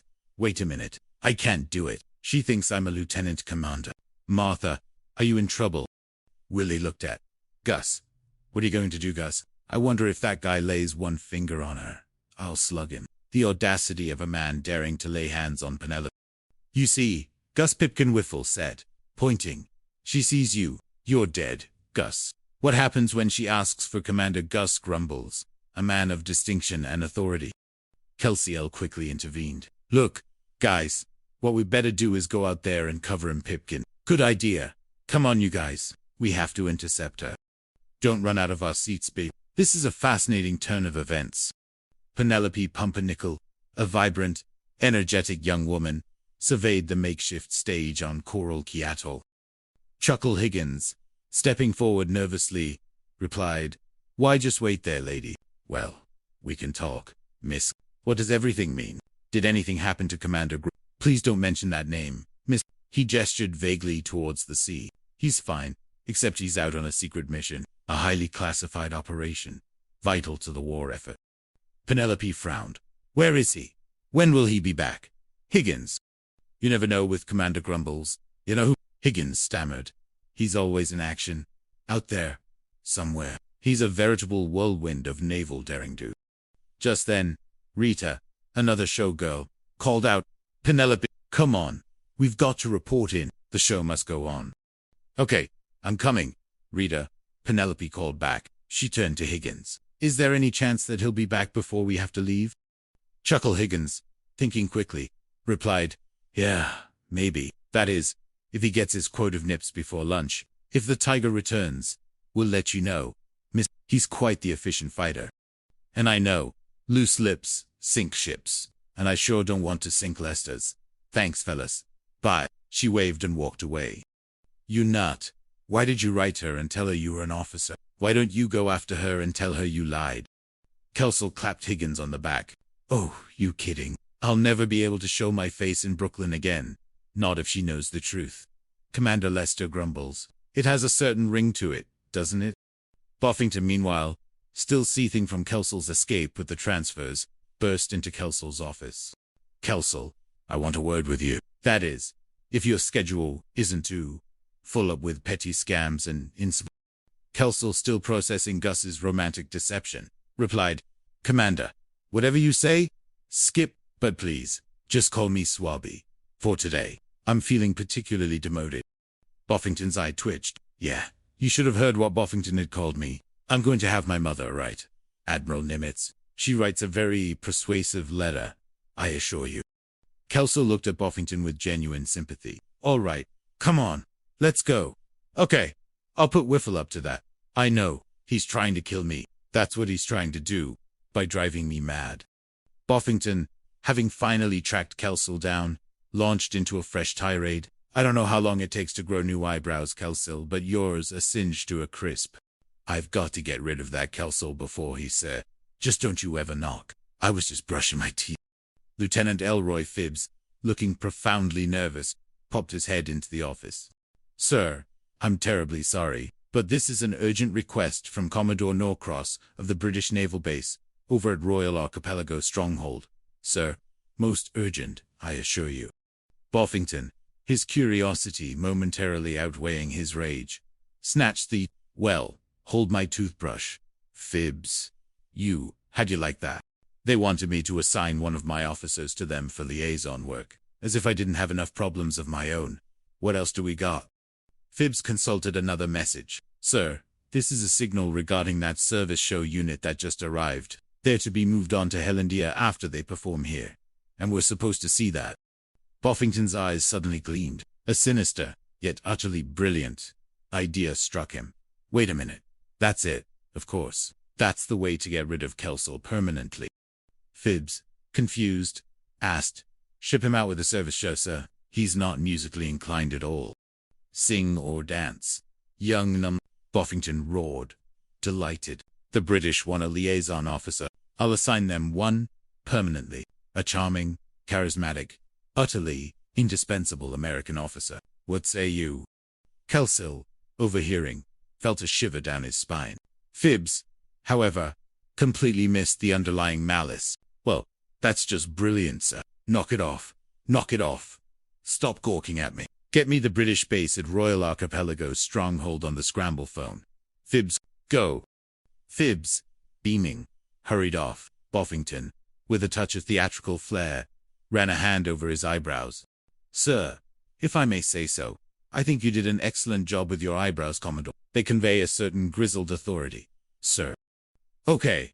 Well, thank you, Phibbs, Boffington replied, pleased. I was afraid maybe I'd put too much bro cream on you. No, get out. Meanwhile, back in the torpedo tube 73 lair, Gus Grumbles was pacing, frantic with worry. All right then, get on the boat. Ooh, but Skip. He turned to Kelsall, exasperated, pointed. Get on the boat, Gus. All right, Gus, you heard the skipper. That's an order. The romance lamp is out. You need to be at your station. Gus, desperate, protested. Well, I gotta see Penelope. If I don't see her, I'll lose her. I'll be living at the Y until I'm 60, pining for her lost affections.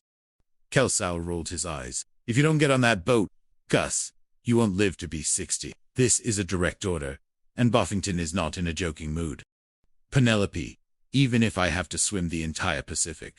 Gus then jumped overboard and swam furiously towards the shore. Hours later, at the Royal Archipelago stronghold, Commodore Norcross, a distinguished British officer, raised a teacup to Commodore Buffington. I don't want to sound like I'm boasting, Commodore Norcross, and I really hate to lose him, Buffington purred, completely oblivious to Gus Grumble's plight. Commodore Norcross's eyebrows, as perfectly clipped as alone at Buckingham Palace, rose slightly. Well, it certainly sounds like a very outstanding sort of a trap. Commodore Buffington, suppose you drop over here this afternoon for lunch, and we'll discuss the final details. We wouldn't want to make a rash decision about such a vital liaison officer. Buffington beamed, practically rubbing his hands together in glee. Well, that would be splendid. Thank you very much, Commodore Norcross. All right, fine. I'll see you then. Ta-ta. He hung up the phone with a flourish. Elroy Phibbs, who had been listening in, was beside himself with excitement.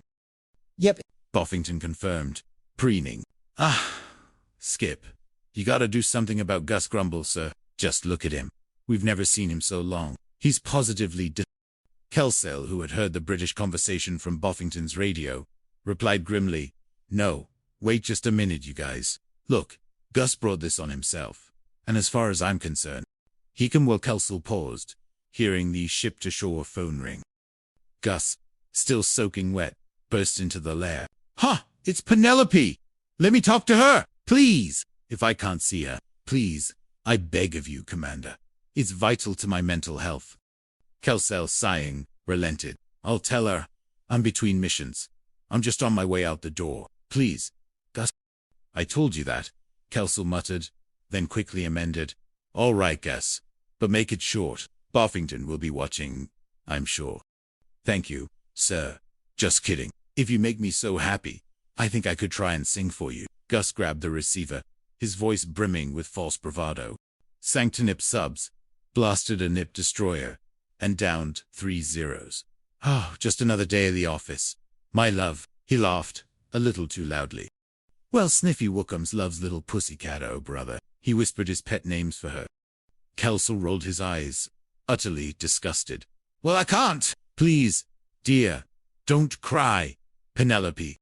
Gus turned to Kelsell, his eyes wide and pleading. Skip, she wants to come out here to see me. Can I be a commander for 5 minutes? Skip, just 5 minutes, to maintain the illusion. My entire future happiness depends on it. Kelsell's patience, thin as it was, snapped. No, and oh, no. 5 minutes, please. Skip, that's all I ask. I may never see her again. Oh, me, I was so happy at my little old frigate. Commander, Gus wailed. Kelsell sighed, seeing Gus's utter desperation. All right, Gus, but just 5 minutes. 5, you understand? Not a second more. Gus's face lit up. Bless you, Master Skip. I'll never forget you for this. Hello, Pussycat. Commander Snookums back on the line here. You're in luck. Darling, the Commander Kid just arrived. I have a 5-minute Yes, I'll send my personal gig for you. Roger, sugar. Over and out. Snooky. Snookums. Over and out. He blew a kiss into the receiver. Kelsell, completely dumbfounded, looked around at his crew. Commander Snookums. I've heard everything. I must have lost my marbles. Hey, anybody seen the Skip's marbles? I'm quite certain I had them a minute ago. Kelsell, however, quickly regained his composure. Okay, now let's spread out. All right, knock off that gold brick. You men, come on, shape up. Let's go police the area. On the double. Come on, hopper, before Commodore Norcross arrives. Meanwhile, on a secluded part of Coral Key Atoll, Gus Grumbles, in his hastily donned commander's uniform, was strutting proudly. Suddenly, Penelope Pumpernickel, dropped off by a jeep, spotted Gus. Well, Commander, I can hardly wait to see you either, ma'am. A visitor arriving on Grumbles Island. Detailed. Attention. Welcome aboard, Miss Pumpernickel.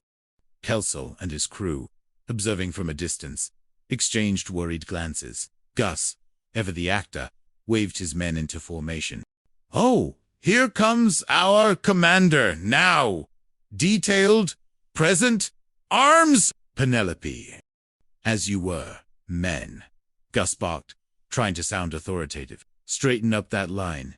Chest out, stomach in, heads up, toes in, heels out. You slovenly scoundrels. Pussy. Penelope rushed forward, throwing her arms around him. Oh, I'm so happy to see you, Lester. I'm so proud of you, my dashing commander. Gus, preening, replied, just doing my job, sweet. Oh, I'd like to have you meet my executive officer. Penelope, fine chap. Taught him everything I know. My ensign, Quentin. He gestured grandly to Kelsul, who stepped forward, doing his best to look like a deferential subordinate. Thank you, Commander. Thank you, Kelsul replied, playing along. I hate to rush you, sir, but you leave on your next mission in exactly 40 seconds. The fate of the free world depends on it. I'd like you to meet the rest of my men. I took this bunch of draft board rejects and molded them into the top combat unit in the Pacific. Grumbles guerrillas, my dear. He presented his crew. Dunk. May I do it, sir? Radio man. Gus. Quartermaster. Christopher. Yes, sir. Machinist. Mike Belliet. Last but not least, my fearless torpedo man. Where is my torpedo man? He looked around, suddenly confused. Pipkin Whiffle, who had been hiding behind a bush, emerged, saluting sheepishly. I had to leave the room for a moment. Commander, urgent biological necessity. Sir. Fall in, Whiff, Gus roared. All right, straighten up that line.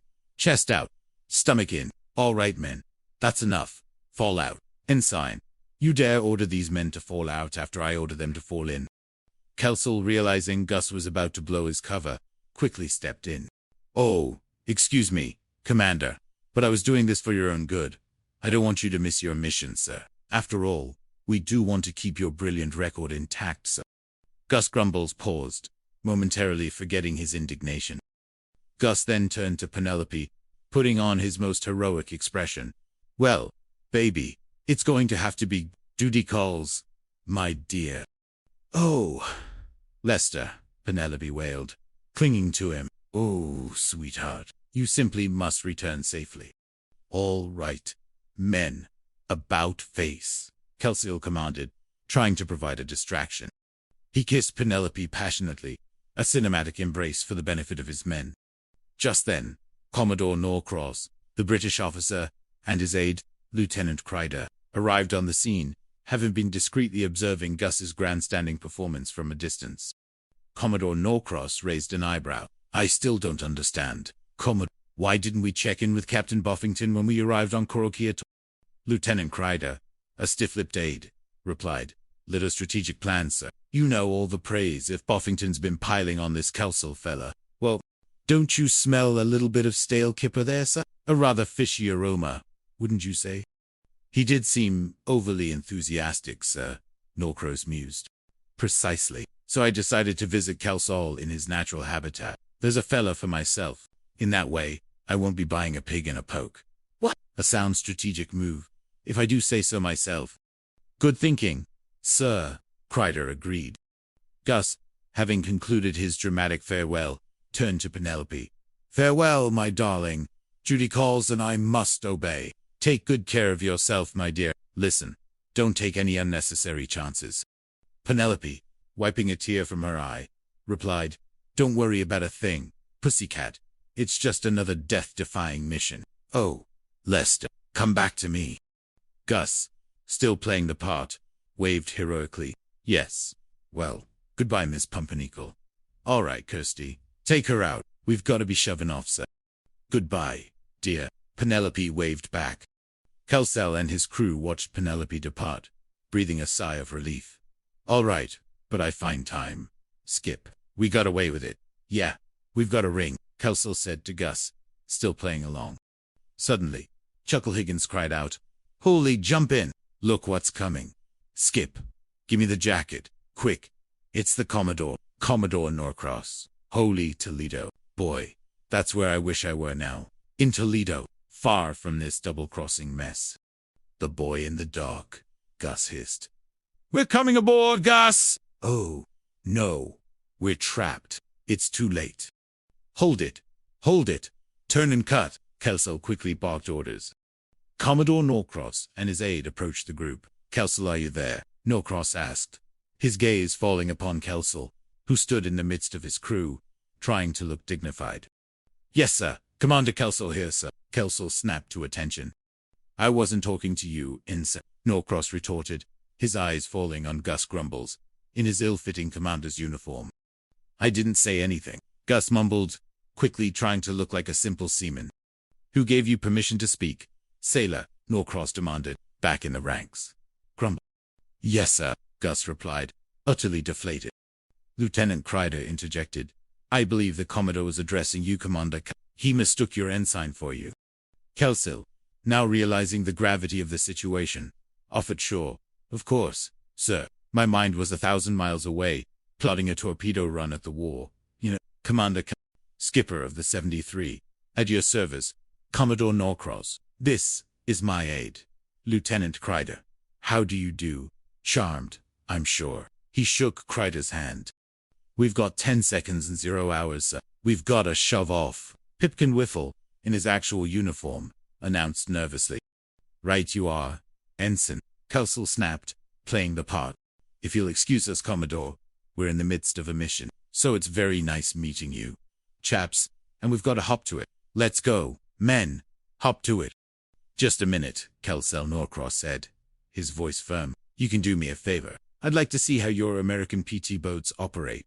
Mind if I come along and see the 73 in action? Kelsel blanched. This was an unmitigated disaster. Yes. Impossible, sir. The conditions are too hazardous, sir. Will you stop interrupting, Ensign Whiffle? Norcross barked, turning to Pipkin. What was Kreider about to say, Mr. Whiffle? I demand an explanation. Pipkin Whiffle stammered. Well, I wasn't about to say anything, sir. Norcross, exasperated, turned to Gus. Nobody's talking to you. Grumbles. Yes, sir, Mr. Whiffle. Commander Kelsel. What the devil is going on here? Kelsel, cornered, struggled for an answer. However, you see, sir, if you'll forgive us, sir, our men are a bit battle-weary, you see. Their morale is low, and they are prone to, well, extreme seasickness, sir. There's good thinking, Ensign. Good thinking there, Kreider interjected, thinking Kelsel was making a sensible decision. Negative, Kelsel, Norcross declared. Now, you get your men on board. I don't know what's going on here, but this is no longer a request. Commander! It is an order, a direct command. Commander, let's see some action.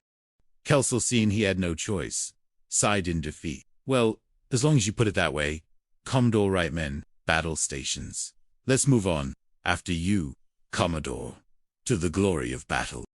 On the open sea, Torpedo Tube 73 was bouncing violently, buffeted by choppy waves. Commodore Norcross, clinging precariously to the railing, looked distinctly unwell. Lieutenant Kreider, beside him, was equally green around the gills. Die. This is the heat, sir, Norcross gasped, struggling to keep his breakfast down. Are you sure you know what you're doing, Commander?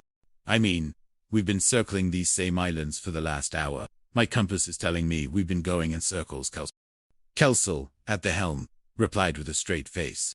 Well, that's his strategy, sir. You see, he fools the enemy by pretending that he's lost at sea. It always works, sir. The ultimate deception. Commander. If I may suggest, Commander, Kreider managed, his voice strained. Why don't we return to base and try another day, sir? My internal compass. He's decidedly out of alignment. Now, look here, Ensign Kreider. Kelsel barked, ignoring the true source of his navigational strategy. Good thinking, Mr. Whiffle. A secure home station is mine. We're heading you in. If you don't mind, Commander, why don't we return to base? Why don't I take the wheel? Kelsel, desperate for a change of pace, handed the wheel to Norcross. Right, but hold it steady, like I taught you. The skipper nips up on sonar, 2,000 yards. Bang! 179. Battle stations. Boys, take your hands. Stand by your depth charges. Suddenly, the sonar blared, and a voice yelled, Virtual men are 50. Gus grumbles. Get out of your torch field. Ajay. Seer, Gus replied, scrambling. Commander, where are you going? Kreider gasped, as Kelsel made a dramatic dive towards the deck, feigning an old injury. Since when does Ensign Kreider give orders in combat? You nitwit.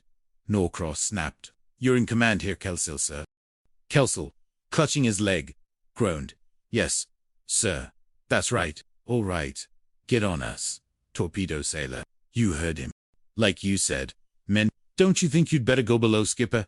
Remember that old battle in Jiraiya? That's right. Commander, that old shrapnel wound. Sir, it directed 42. Turn my hair blonde. Yeah, that was fun. As a big combat, sir. If you'll excuse him, that's incredible. So, with those awful pains, get below, command. Norcross, thoroughly confused by Kelsel's dramatic performance, simply nodded. Well, Ensign Kreider, it looks as though our lives are in your hands, though you are in command. Kreider, terrified but determined, saluted. I'll do the best I can, sir.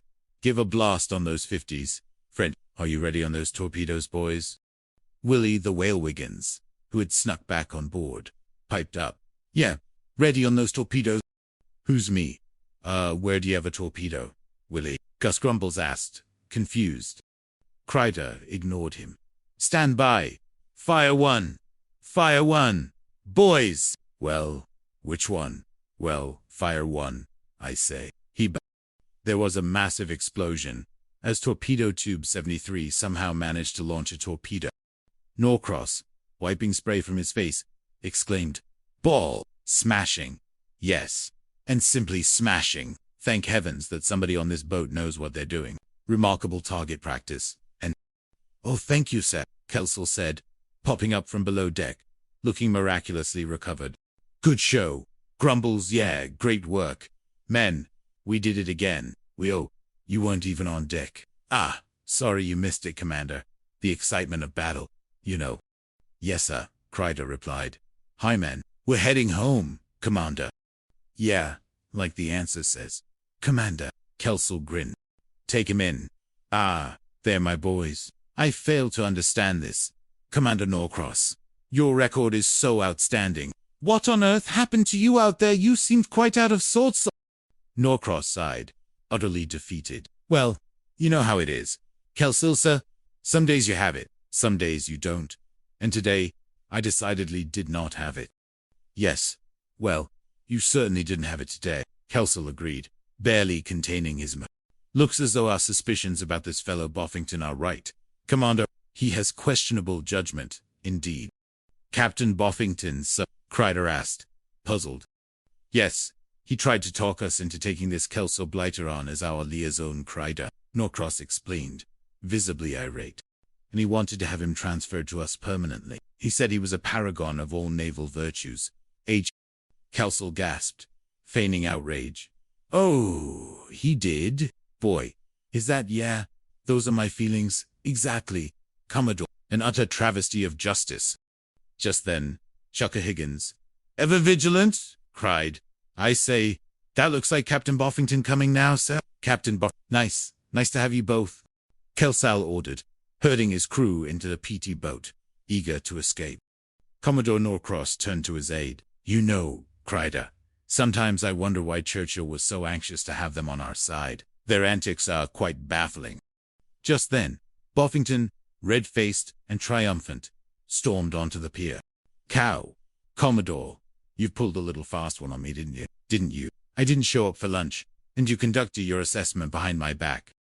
Norcross, sir, unimpressed, replied, I pulled a little fast one on you, sir. For your information, Captain, the Commodore and I have just been on a mission with your Superman, and what a mission it was. Boffington beamed. Oh, great! I'd need the greatest, sir. He is the greatest, all right. The greatest hero Koroki Atoll has ever known. A true naval marvel, sir. Norcross scoffed. The greatest coward has ever been my misfortune to meet, Commodore Boffington, a blithering, quivering jellyfish, if ever I saw one. Boffington's jaw dropped. Coward. Kelsel a coward. Well, he may drink a little, and he's often prone to spirited but he's no coward. He's merely unconventional. And since Pipkin Whiffle hadn't taken over command, and brilliantly I may add, that Nipsub would have certainly sunk us, Whiffle, Commodore, is the true hero, a brilliant tactician. Whiffle, brilliant. Norcross and Kreider exchanged bewildered glances. There's something weird going on here, Boffington. Your entire command seems to be suffering from a collective delusion.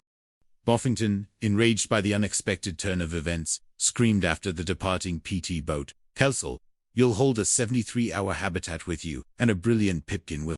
Kelsel, stop those engines. Kelsel, you'll stop hiding, and you'll come down here right away. It's an order. What in the world? How specific is this trick or treat, Kelsel? Kelsel and his crew reluctantly brought Torpedo Tube 73 back to the pier, and Norcross and Kreider found themselves embroiled in an escalating argument between Boffington and All right, start talking, Boffington barked, his face puce. How else you see, sir? Kelsel smirked. Kelsel, you tell them what happened out there. Commander Nor. Admit your tour of cowardice, sir. Norcross raised an eyebrow. I know, sir. This is not This is Gus Grumbles. In his uniform. Are you Dr. Otaf Boffington? That is Grumbles. And I may add a first cause. Called Peterman. What exactly is going on, Boffington? Boffington sputtered. You shut up, Gus Grumbles. This nitwit is not Grumbles, sir. This is Gus Grumble. I will come into our if I can explain. Sir, you see.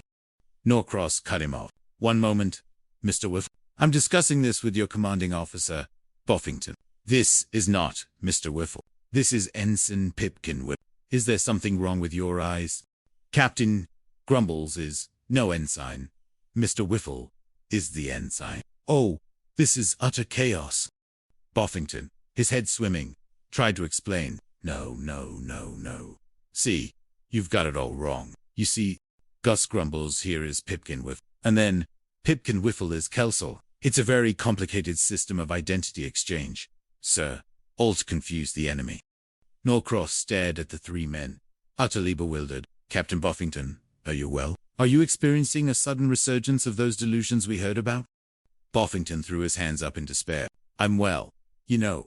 Yes, I'm well. These pirates are just trying to pull a masquerade on you, Commodore, but the masquerade is over, Kelsel. Now, why did you switch uniforms? Why? Kelsel, seeing the whole thing unraveling, finally gave up. Well, it was to trick the nips, sir. A masterful deception, sir.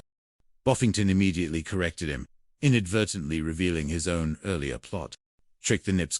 No, it was to trick the limeys, Kelsel. That's why you switched uniforms, wasn't it, you scoundrel? Kelsel glared at Boffington. Why, I hit the bridge. Boy, what you said.